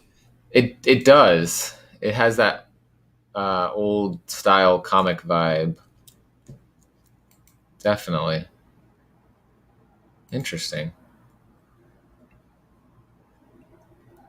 All right. Huh. And it's got a couple different covers here. That was cover A. We've got cover B. We've got a photo cover for C with a naked lady on it, apparently. Oh, that one. And then That's actually pretty cool, though. That's D. That's tasteful. It's a tasteful one. Yeah, it's not exactly like the Dynamite. Probably is the one that usually does the not as tasteful ones. We have a version cover of the cover A here. It says FOC variant. Yeah, I don't know if they have any ratios on this or not. Titan Comics, wouldn't think so. No, they're not insane though. Known for doing that. Let me double check one other spot here. Yeah. Okay, that's interesting. Might be worth checking out. Let's see what we got on. Yeah, she did the cover art for the Harry Potter cover homage cover too. Sabine Wright. Yeah, that's another reason to get that cover. So I'm trying to hit something else. Here we go. Maniac's been a fun read for sure. We got some Pulp Fiction hate in the chat. Well, because people hate I think people are starting to not tolerate Tarantino. I think Pulp Fiction was awesome. I think that's Sean Miller. I don't think he would change his opinion on Pulp Fiction because of Tarantino. I don't know. All the Bruce Lee fans are pissed at Tarantino. That's what. What do we think of small indies selling out so fast? I mean, I think that's a great problem, especially they're finally getting their payback because look at the previews catalog. A lot of times they bury these books. Mm-hmm. They just they pump up their hot three, and now these other guys. DC moving to another distributor helped these guys because now they're all fighting to fill DC's place because they literally. Diamond literally lost 1/3 of their business when DC left, because DC was their number 2 top publisher. The top 3 publishers at Diamond Comics are Marvel, DC, and Image. So DC leaving caused a big old vacuum for all these indies to do their come up and try to fill in. Who's number 3 now? I think that's kind of a toss-up. I wonder if it's Boom. If Boom's kind of Boom. Well, just with that one book, because you're thinking, I'm thinking Berserker broke the record for at least the last 10 years. They sold what 600,000 copies. Yeah. So I mean, I definitely see Marvel still number 1. Image Marvel's number 2. Yep. So I mean. Comes Boom down and Boom IDW. Well, IDW. I don't know how long IDW is going to be around. I wonder if someone's going to buy IDW because IDW is in a lot of internal turmoil right now. They're very hard to deal with right now for like covers, exclusive covers and stuff. And they have some cool titles, but they Yeah. have titles that I don't think they own the rights to. I think that they kind of like Leads the they're right. just lease the rights, or I don't understand how it works exactly, but you know how they'll have like uh the kid versions of like the Avengers and Spider-Man, Venom stuff. You know what I'm talking about with Mhm. IDW. They're more like the Marvel action.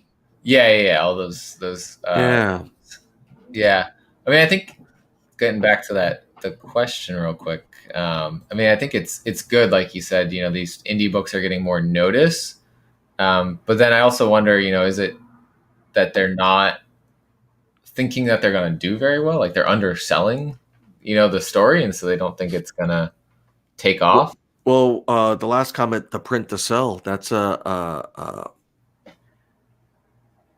that's the lowest risk, right? Hmm. You only print what you know you're going to sell, Yeah. or you project to sell, and then that way uh you're not stuck with that, you know, a bunch of Yeah. printed paper that you got to try to recycle at your at your warehouse or at your publisher. So i I think they're in a great position right now.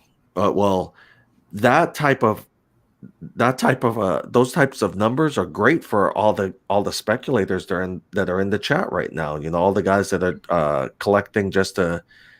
Well, you have some guys that collect because they love the books, and you have some guys that collect because they flip the books. Hmm. Flippers, this is great news for flippers when these guys aren't making that many books, Yeah. because it just The low skyrockets print. the value. Yeah, low print, higher I mean, value. we saw that happen with Hot Valley Days and Cocaine Nights, right? Yeah, Um, yeah, I think Sith was saying it's like $150 for all three issues on eBay. It's like yeah. I'd love to check out the story, but I'm not paying $150. No, no. I'll read the trade whenever if that ever happens. Well, that's why people better be buying these man goat and bunny man books. Yeah, right. I think we're looking at a hit there. Like seriously. Yeah, it sounds very interesting. And this one sold really well too. Sold out. People were kind of clamoring all over to find it. Yeah. Nottingham, number 1 of 5, second print from Mad Cave, which is interesting because Mad Cave's not really usually on FOC. They're one of those Nope. companies that's not. So here we have they got a second print in there on FOC. Yeah, but they're all making FOC because of the Diamond knows that they have to fill the DC vacuum. Hmm. These guys would have never had a shot if DC was still here. Right. Which is it's sad. Like just get them all on the same kind of ordering schedule, right? Like Yeah, it makes yeah, sense. I read this and actually I enjoyed this. yeah. It's a dark read. And I ordered the second print. Yeah, that's actually a cool cover. Yeah. We got another indie publisher here, Aftershock, Phantom on the Scan, number 1. This is from Colin Bunn, and we've got a comet falling to Earth. There's this one's got something like that going on. You Promised Me Darkness from Behemoth has like a comet going by, and I think Phil said there was one other I'm blanking on right now, but it's like everyone's like got the same idea of some like comet passing and causing an event to happen. So it's pretty interesting that all three are coming out around the same time. Mm-hmm. Yeah, he's haunted by a spirit that gives him psychic abilities, but the abilities come with a price. The more he uses them, the more he comes closer to death. And there are other people that have the same ability, and so some of them are dying in horrible ways. So they're trying to figure out what they can do to save themselves.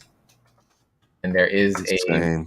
1 in 15 ratio variant, which is like, whew, Damn. yeah, that thing is awesome. Damn. Wando Damn. is the artist. I think that, it's the low print book. It's going to be hard to come across, probably the 1 in 15. Hopefully not. I hope this book does well, but I have a feeling that might be the case. That's insane. That's a beautiful cover.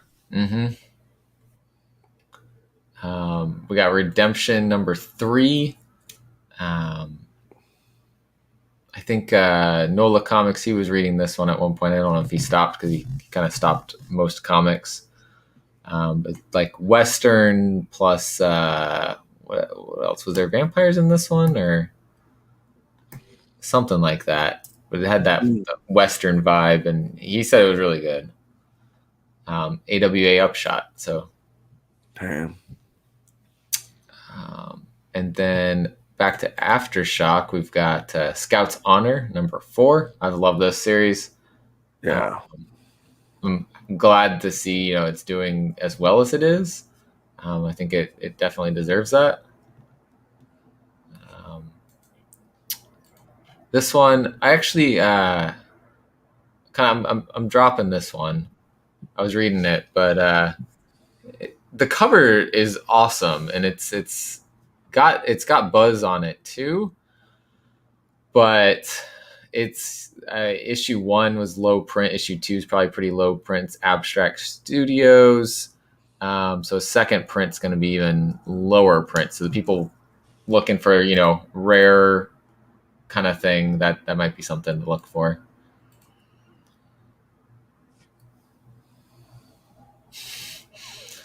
The small companies know that they need to put out very high quality books. Oh yeah, they know.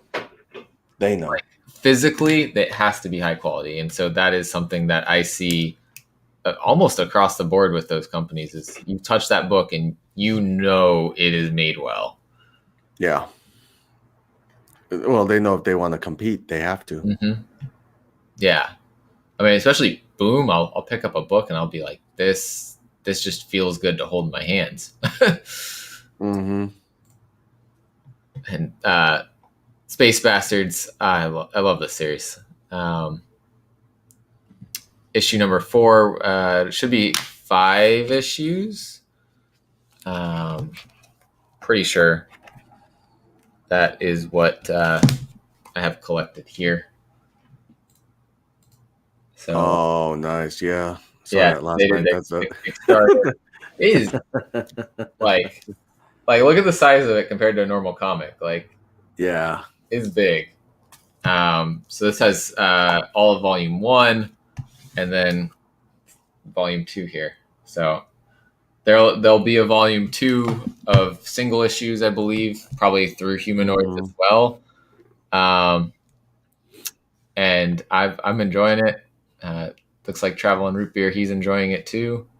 I'm glad that was able to mention something that people are enjoying. And actually, I only know about Space Bastards because of Guy Forge.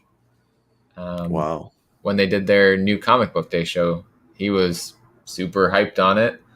I was like, yeah, I'm gonna give this a shot. I saw the blacklight cover at my shop. I was like, man, this is cool.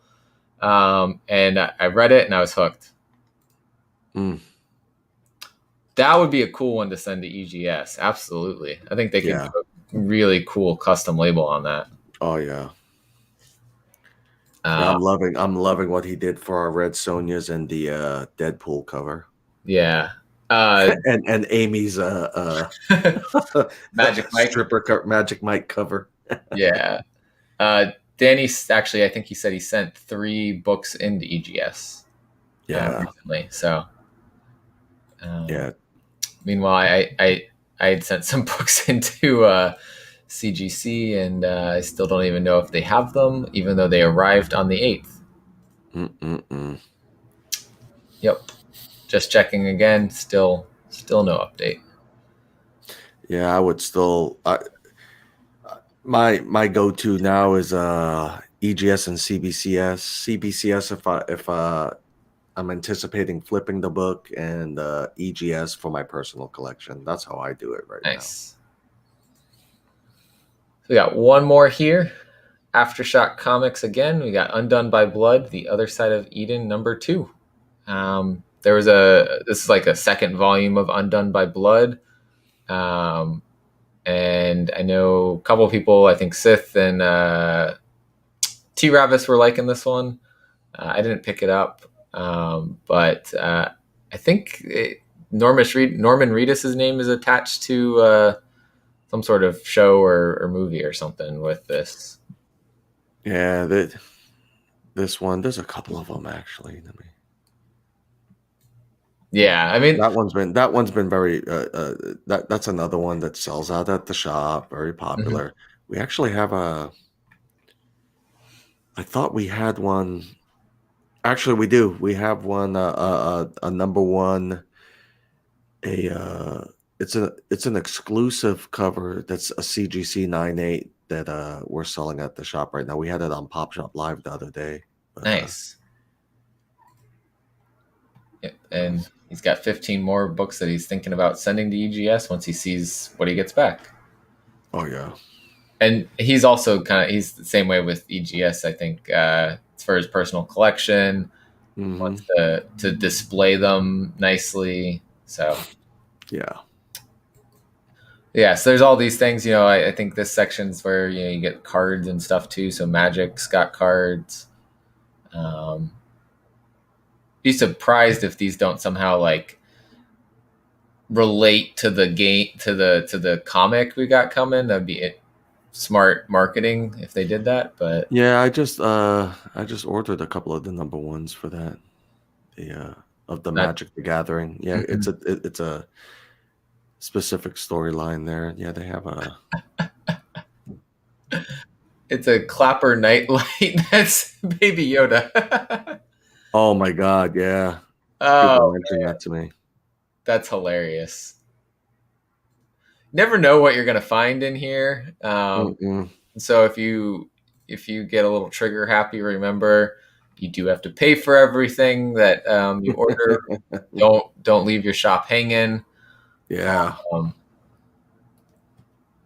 Especially if you get into like buying figures and all that kind of stuff, don't buy anything that you can't afford to buy.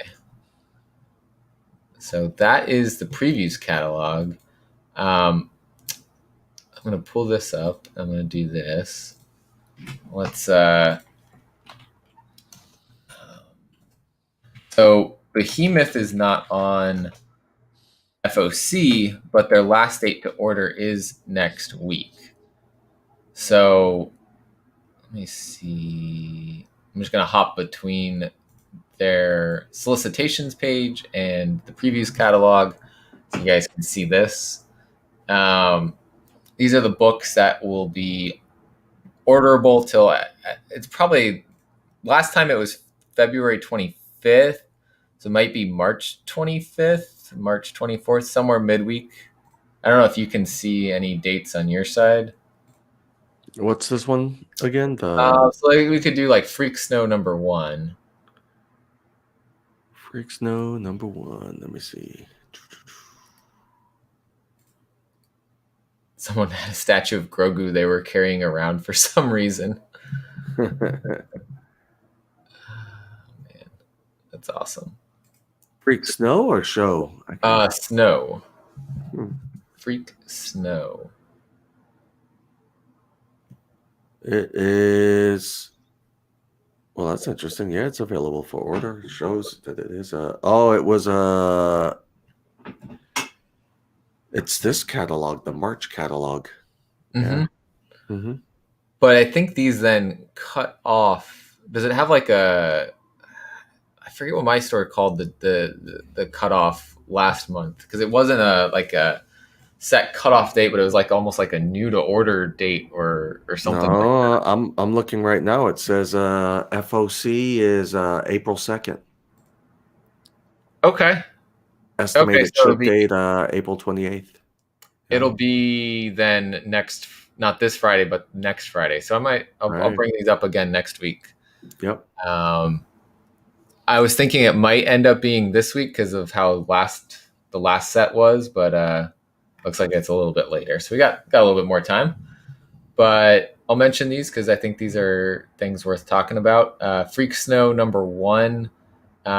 This is actually a volume 2. If you go to Behemoth's website, you can Mm-hmm. purchase volume 1. Might still be orderable through Diamond too. I think it was in there. Well, Freak Snow is available. It looks like all of these, yeah, all of these on the next FOC. The books that you just showed, they're all on the next FOC. Gotcha. I'm looking right now. Junkie Cable, same. That one's April 2nd, but estimated ship date of May 5th. Yeah. Yeah, it says May 5th for that one. May 2nd for You Promised Me Darkness #2. Mhm. May 26th for Shriek Snow. Yeah. Vietnam Horror #3 is May 19th. Paranormal Hitman #4, May 12th. And Osaka Mime is May 19th. So yes, they're a little bit later. Let's maybe hold on, I might be off a month. I don't think so though, because I think because the last solicitations were these ones. We hit the FOC like February 25th, I think. These ones. So let's go back to here. So I'm really hyped about You Promised Me Darkness. Issue #1 I think comes out April 14th. So it's a nice birthday present to myself. It's my birthday. Nice. Freak Snow I'm really excited about. The volume 1 was pretty trippy. It was kind of fun. The writer for it, Kevin Rodatelli, he is the one that is going to be, he's the one leading the Happy Tank imprint from Behemoth. So that's kind of cool that this will be the first book for the Happy Tank imprint. Junkie Cable looks pretty interesting. Like, I don't know. I'm ready to read all these books. This one's, I think, a little bit different from some of their other ones. I think, let's see if we have any previews of, let's see, these are available now. These are new release upcoming. These are pre-order. So they should be, here. Yeah, so we got a preview of it here. So let's see what it looks like on the inside.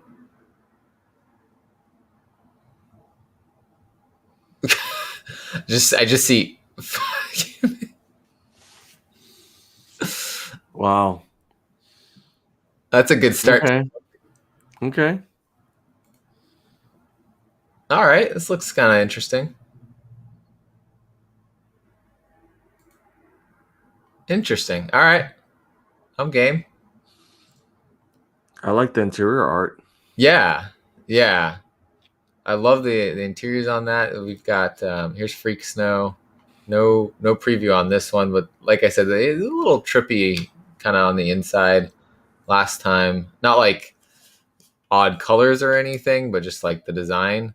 One thing to note here, I mentioned it last night, for this cover here, this one by Dimitris Pentazis, all the profit of that cover goes to the Hero Initiative, which creates financial Oh, that's dope. Yeah. for comic creators who may need emergency medical aid, financial support, an avenue back into paying work. And it's a cool cover. So if you're hesitant about reading the book or picking up, I think that's a cool thing to still buy the book to show that support and get the money to the Hero Initiative. So for me, I'll throw in it's already on my pull list at my shop, but I think I'm going to throw in another copy of that just to, throw in that support. I'll get it from you guys too. Nice. And then Osaka Mime, this thing looks crazy. When a couple found brutally murdered in Osaka, Japan, 2 detectives from the supernatural unit of the Osaka Police Department must hunt down and apprehend a dangerous and murderous mime, a shadowy shapeshifter which can take the form of the last person it ate. How do you catch something so dangerous that can hide in plain sight? And so it's a graphic novel. It's a black and white style art. But look at that. Like, Yeah. That's awesome. Andy Leavy is the writer. Hugo Araujo is the artist. I think this is a good one to keep an eye out for. And Behemoth does a lot of, they do a mix of graphic novels and single issues, and so we're seeing that right here with the Freak Snow, and that being two different styles of stuff. Junkie Right. Cable is going to be single issues. We're getting to Paranormal Hitman issue 404 on FOC here. That one's been fun. I read what have I had? I think just issue 1 of that so far. I've loved that one so far. Vietnam Horror was supposed to come out last week. I don't know if you guys were watching that one or not, No. but they pushed it back. Diamond did. Huh. Because I messaged Behemoth because I thought it was supposed to come out. Oh, look who's in the chat. The author of Osaka Mime. Look at that. Nice. What's going on, Andy? That's awesome. Appreciate you stopping by. But yeah, that's really cool. Phil is not live today. I don't know if he's dropping a video though. So let us know, Phil, if you're dropping a video too. Andy, if if you're free at the moment and want to hop on and say anything about your book, feel free to click on the link that I just dropped into the chat and come promote your book. We actually, Lou, you saw? Did you see last night? Lewis Southard, the author of Midnight Western Theater, hopped on. No, I didn't see a that. while That is with us. dope. That was really cool.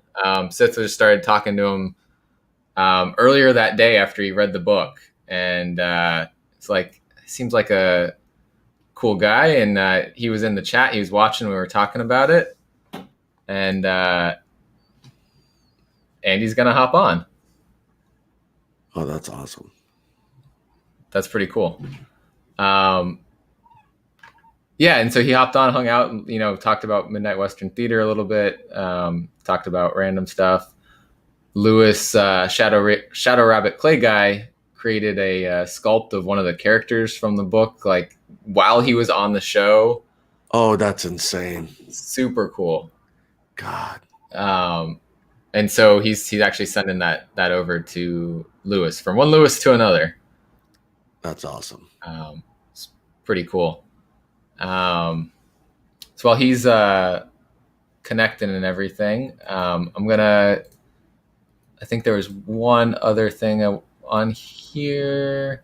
There's some other covers for You Promised Me Darkness #2, which, like, all of these covers are really cool. And then Vietnam Horror, like I said, it was supposed to come out last week, but did not end up coming out, but it should be coming out this week. And here's Andy. He just joined us. Hey, how's it going? Good. Hey, what's going on? It's impromptu. Yeah, that's the way we do it on these live streams now. I was eating my dinner and I was just watching, and then I heard my name called. I was like, So awesome. Awesome. Well, thank you for coming on. yeah, no problem. I look a bit scruffy. Sorry. Oh, But we're still in lockdown here in Ireland, so I don't really have a chance to really do much with my looks. we've got some guys that we interact with on some shows over there. I think actually maybe Perpetual's from over there. I'm not sure, but they've talked about that. They can't really get to their shops as much anymore. Yeah, it's a nightmare. Couldn't even get in to get the previews catalog with it in it, which is something that I was looking forward to getting, but don't have it. Oh man, let's see if my shop has that sitting around or something. Yeah, should be. Hopefully be able to get my hands on one of them, but I just wasn't able to get in. All the stores are only doing deliveries. I don't even think they're doing click and collect anymore. because it's like a level 5 lockdown. Is it surging again over there? Yeah, sort of, but it's just, it's just kind of just the government just aren't really doing much to help, I guess. Yeah. So, but hopefully we'll be out of lockdown by May, so people can actually go into the store and pick up Osaka Mime. Yep. Yeah. So May 19th, it's set to come out. Yep. Is this your first book with first comic book ever that's come out, or is this? Yeah. So I wrote some scripts beforehand, but never did anything with. Osaka Mime actually started the first 8 pages were like a short story for a comic competition, and then it got picked up for that comic competition, but it didn't win. So then I just kind of found Hugo then, and he drew those original 8 pages again, much better than they were done for the competition. And then we just pitched it to Behemoth, and I remember like Behemoth got back really quickly on it. Like I honestly didn't expect them to get back so quick, and then that's awesome. Yeah, it's been awesome to kind of get it together. I guess I got lucky, picked the right project to do for my first project. Well, and I know because I don't know if you saw or not, but I talked with Nathan the other week. I was watching that. Yeah, and he was just saying that anything that they think is a story that they would like to read, like that's how they were picking what to put out for Behemoth.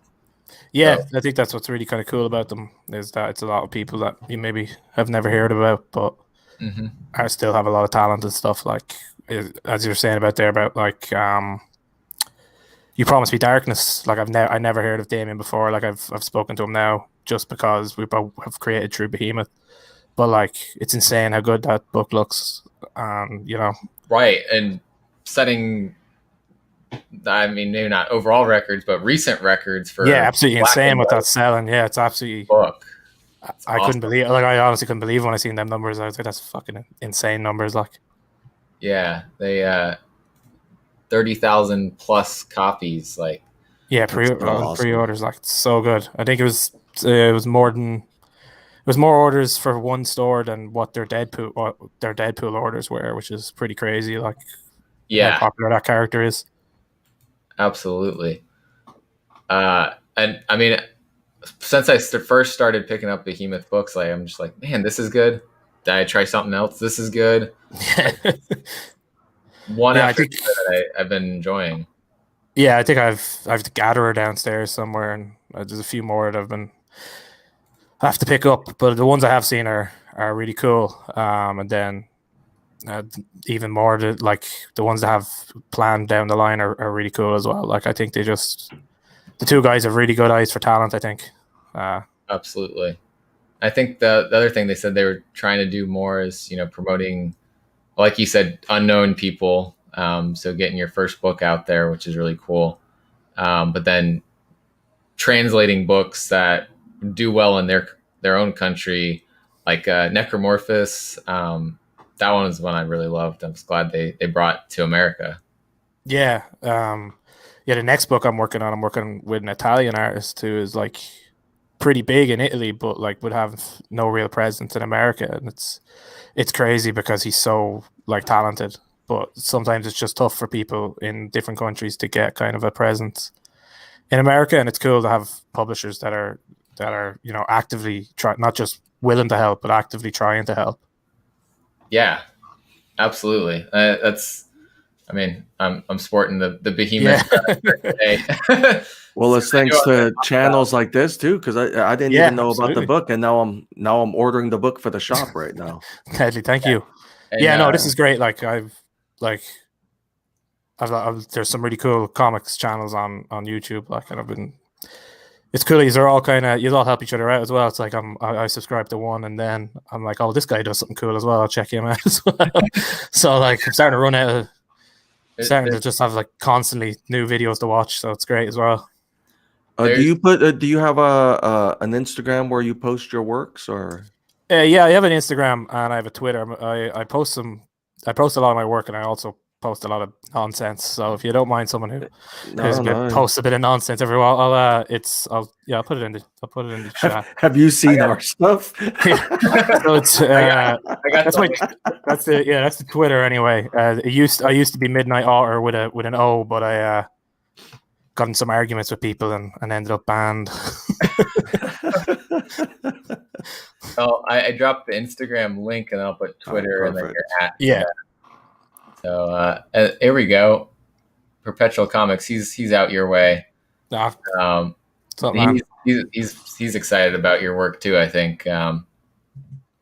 Yeah, no, it's really cool. Like as I said, I was in one of my friends works in one of the comic stores in Ireland, and then the owner came up to me when I was in buying something anyway, and he would come up to me and he was like, "Yo, it's really good. It's like at the quality that like we'd expect out of a DC book or something." So that was cool. I'm like Irish people aren't very good at taking compliments, but it is very cool to get one at the same time. Like I've seen I can't remember who it was. Maybe it was Ram V, I think, that put out a tweet. It was like, UK and Irish people, if an American compliments you on your work, don't do that thing where you pretend it's actually shit. Like, because we like to be negative on each other, but like, no, if someone compliments your work, be sure to own the fact that you think it's good as well. I mean, just looking at the previews, couple pages, like this looks really good. So yeah, so the actual originals, the original art is online somewhere as well. I think it's tough to find now. But the original page was just the bottom panels were just straight across, and it was actually Hugo that kind of distorted them like that, which was amazing. Like so it was amazing for me. It's like his art is unbelievable, but it's even better for me, for someone who has seen kind of what the prototype was for it and then what it turned out to be. Yeah, like this is just second I heard about like the concept and I saw the cover, I was like, this looks cool. And then I got to see the the previews pages. I was like, all right, I'm in. Yeah.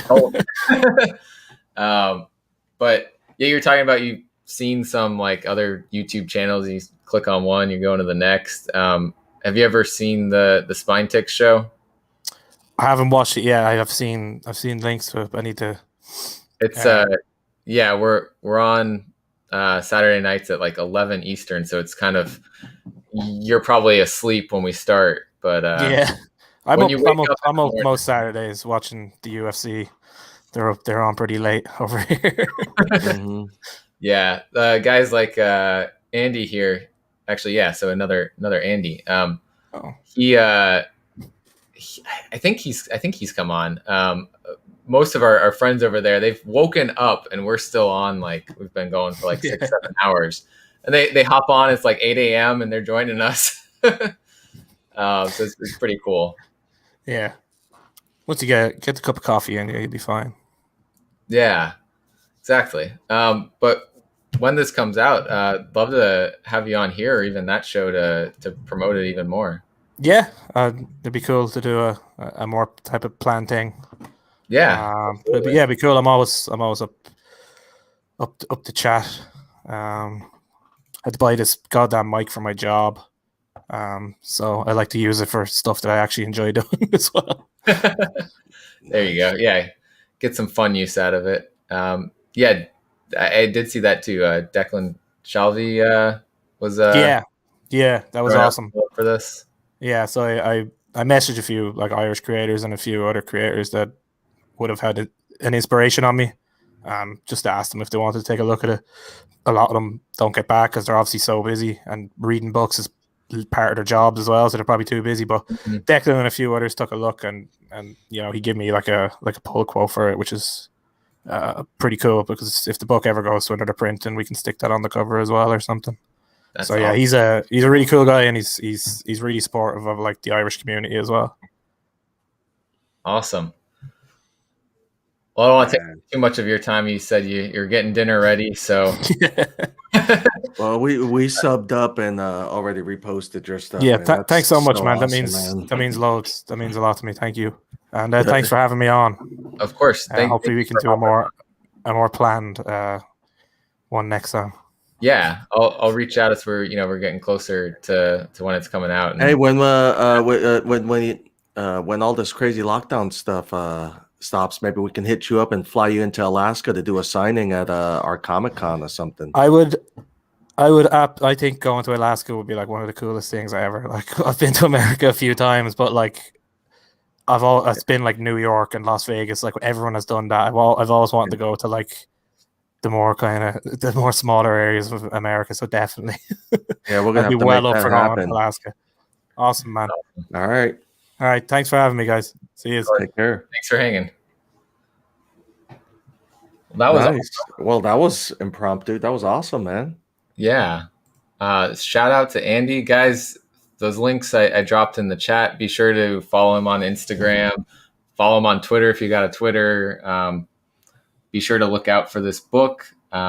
Still orderable from your shops. So keep an eye out for it. May 19th, it'll hit shops. I'm excited for it. That was really awesome that he hopped on. Yeah, I would have been like an asshole, be like, "Yeah, that's cool. We haven't ordered any of your books." You know? I was like, "Oh God, I better order a couple of these." It looks awesome, though, man. Yeah. Well, Wow. and that's why I feel like again, like Behemoth, Scout Comics, it's hard to catch some of their books, and so I finally figured out that Behemoth does a good job. They post, these are the May solicitations, April solicitations, and so you can look at those before those close out. Right. Scout doesn't do that, and I wish they did, because I would do the same thing, to talk about what's coming out with them. So this is great that it worked out. We could talk about it. I could show you, and you maybe see something if you think your shop will sell it or not. Get interest. Well, yeah, because there's stuff that you point out here that what happens is there's just so many books, right? And some of this stuff gets caught up in the noise of the other books that are out there. I mean, look at how many titles you've gone through today. Mm-hmm. The FOC, sometimes the FOC could be what? I think the record. Well, I think the highest number I've seen is like 800 books or something like that on an FOC. There's let's see. I mean, you just scroll through. There's a lot. Like, what do you got? 5 across, and then 5. Just eyeballing it is probably. This is great, though. That means that everybody's a lot of publishers are trying to get their come up now. They're fighting artists like this guy. Absolutely, yeah. And this is kind of like Behemoth's model, is to go for not known artists, writers, that kind of thing, or not known in the US or other English speaking markets, and to bring that book to those markets that otherwise wouldn't be able to do that. Right. So I'm excited for what they're doing. I think this is going to be the year for Behemoth here. Boom's been doing excellent things. They're kind of already up there into that tier, with Marvel and Image. And now I think, we're looking at the smaller companies, Behemoth, Aftershock, AWA, Upshot. They're all putting out really good stuff. Vault Comics. So that's just, it's awesome to see all this happening right now.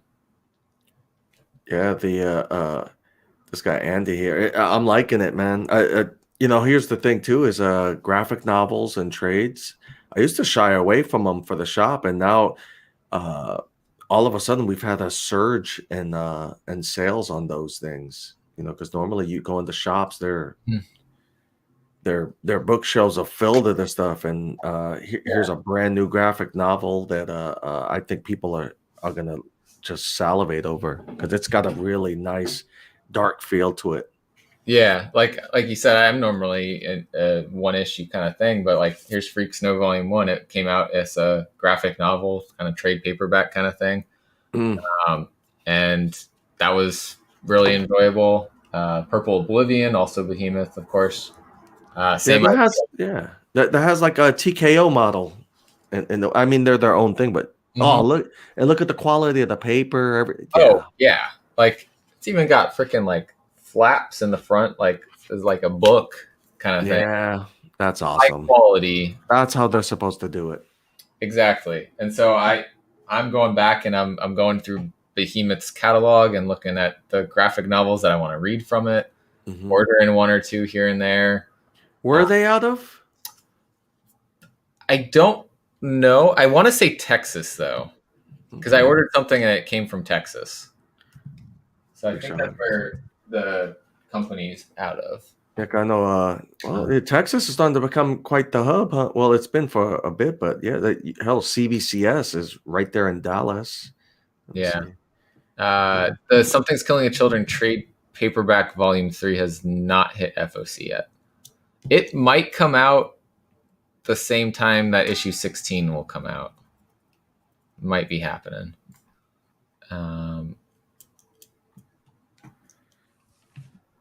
Yeah. Danny's saying, he gets his trade paperbacks for all the back issues and things like that, or newer stuff in single, but he is definitely more of a trade kind of person, which I think that's the way to do it. If you're reading like a huge series, hunting down the single issues is going to be too hard. I'm reading Saga right now, and I bought the giant omnibus of all 54 issues just so that I could not have to pay, like, I don't know how much that would end up costing. Some of those issues are $50, $20. So that's the way to do it. Damn. There's other things coming up from them. This is also going to be that like Happy Tank imprint. There's a Netflix movie that this is, I guess, coming out of. It was an interesting movie. I don't see the one I'm looking for yet on here, but the third one I think is called Cinnamon, and it's like a cat that is about a cat, but it sees the world differently than we're seeing the world, and so it's like fighting things. It's got guns and all kinds of stuff, and it's like crazy stuff going on. So it's pretty cool. Sean's collecting singles, reading the trade paperbacks. Real Rude 6 is asking if that Blockbuster's still open in Alaska. Nah, hell no. It's the one in Wasilla is like the Batteries Plus now. Yeah.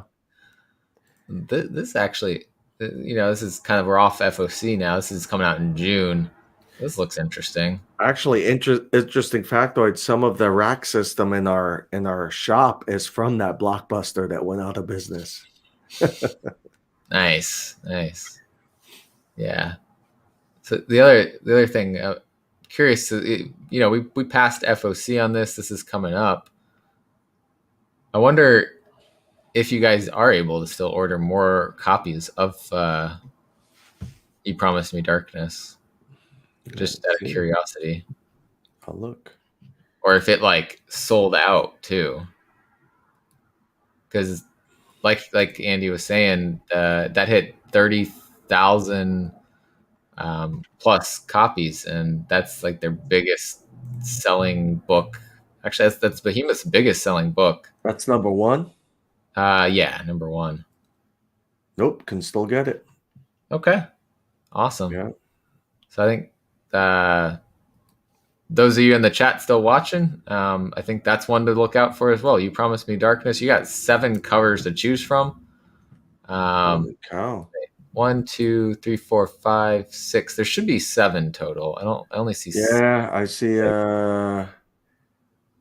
cover there's A, B, C, and D. Yeah. There's a 1 and 5. That's why it's not showing up here. The cat face. The black cat on the orange background. I'll tell you here in a second. Yep, there it is. That's the 1 and 5, huh? Yeah. Let me see if it shows up here. Yeah, this one. Funny enough, the artist is Anna Shadowcat. No way. That's what it says. That's her stage name, man. That's awesome. So you can still order it before it comes out on April 14th. So that's pretty cool. And we'll put these on our website when we get them. Yeah, I'm ordering a couple of those 1 and 5s right now. Boom. Nice. But, I'm hyped on this one. I actually ordered. There were some store variants that they did for this. I've ordered 2 of them so far, including. I ordered a regular version, and then there was like only 10 copies exist, like gold foil something. I was like, you know what? I'm loving this enough. I'm gonna go for it. But yeah, this is like the first time Behemoth's gone really big on variants. So it's something to look out for. Yeah, we just ordered them bad boys. Let's see what happens. But yeah, next week we should see Vietnam Horror #1 come out. And I think Paranormal Hitman #2. Yeah, it's saying March 24th now. So fingers crossed that nothing changes there. So I'm looking forward to reading these. It's definitely taking place in Vietnam. And we'll see what horror elements comes in. Wow. That's really good black and white art too. Like, I love that Paranormal Hitman is in color, but I'm loving that some of these other ones, black and white art is amazing. Like this one, like crazy. Wow, yeah, that one's dope. I could just keep blabbing about all these books. That's a dope book, though. Absolutely.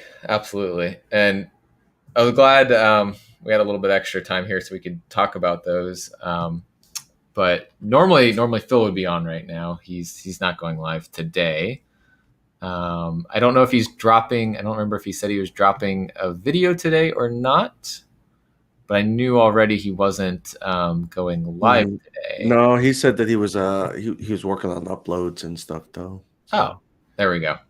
Yeah. I tried to look for it, but I see, Phil, I'm a good listener, kind of. I got distracted when Andy Tell Amy I said that.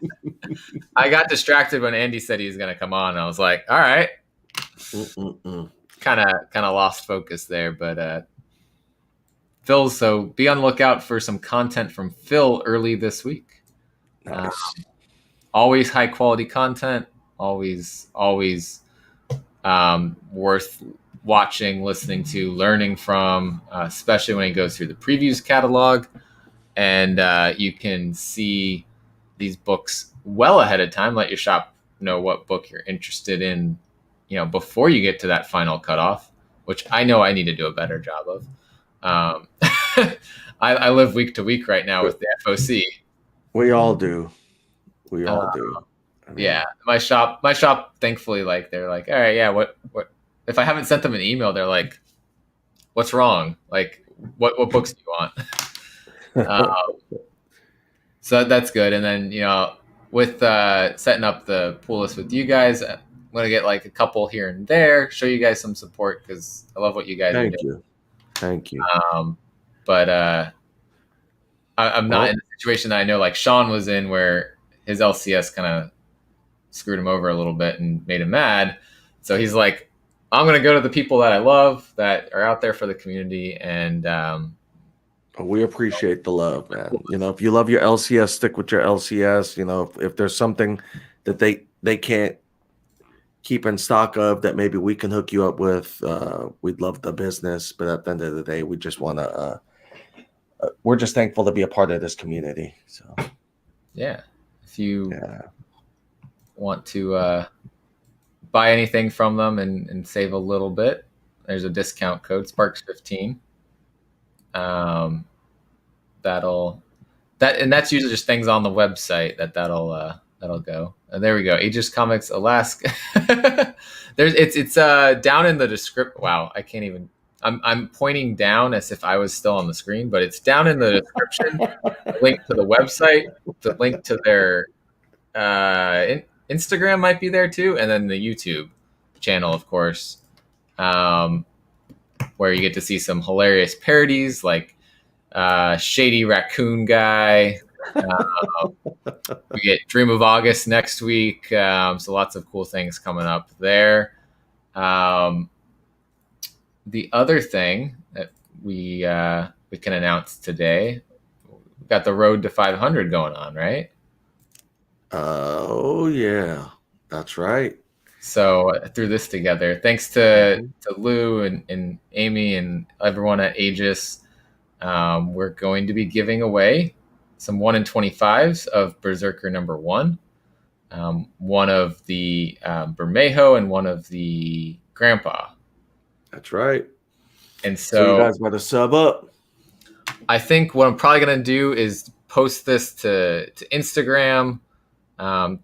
Everyone sharing the post and tagging me, and do that kind of thing. But to just get people to come over here to subscribe to the channel, and then if anybody does a shout out on their YouTube channel, that may be another entry. But I'm working on the details.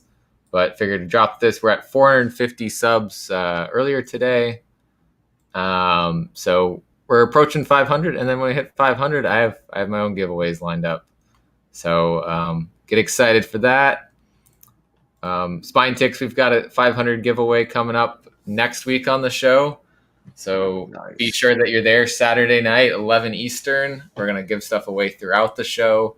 May have a little bit different format to the show with doing the giveaways, but definitely looking forward to all of that. And I really appreciate your guys' support. Well, thank you. And remember, guys, sub up to this guy. Sub up. Sub up. Share. All that stuff. Oh, yeah. Yeah. See, I need to get like the thing that you have where it like pops up and it's like, subscribe, share. I don't know how to get one of those in there. I'll hook you up. I'll email you one. I'll make you one. Yeah, because it's the one we use. Yeah. Yeah, I'll make you one with your logo on it. I gotta get that going. Yeah, because you just drop it into OBS and it'll just run. I'll make one today and I'll email it to you. That's awesome. I've got the like transition between things kind of thing going, and that's about all I figured out in OBS. No, I got you covered. I'll make you one today. Thanks, man. Yeah. So thanks everyone who's still hanging out with us. Looks like there's 12 of you in the chat. I appreciate it. We had like over 20 people earlier, so that's awesome. Thanks, Andy, for coming on and talking about Osaka Mime for a little bit. Very much appreciate that. And we'll set something up for later to either here or on Spine Ticks if you're game for a crazy Saturday night. We'll talk more about your book. So, be sure to subscribe to, pointing the wrong way, Aegis Comics of Alaska as well. If you aren't subscribed already, link down below in the description. Get them going towards that 1,000. You guys are approaching 600 now, right? Yeah. Thanks to you guys. So keep it moving. We want all the channels that are out there in the community to get to that 1K, so we can all just be like, we're at 1K. And remember, Doomsday Clock. Doomsday Clock. Be sure to read it. Tell the people the good word of Doomsday Clock. That was my test, having that in the background the whole time, because I did not see a thumbs down. So that means old boy's gone. His mom took away his computer. Oh man. And we'll end it with Woody.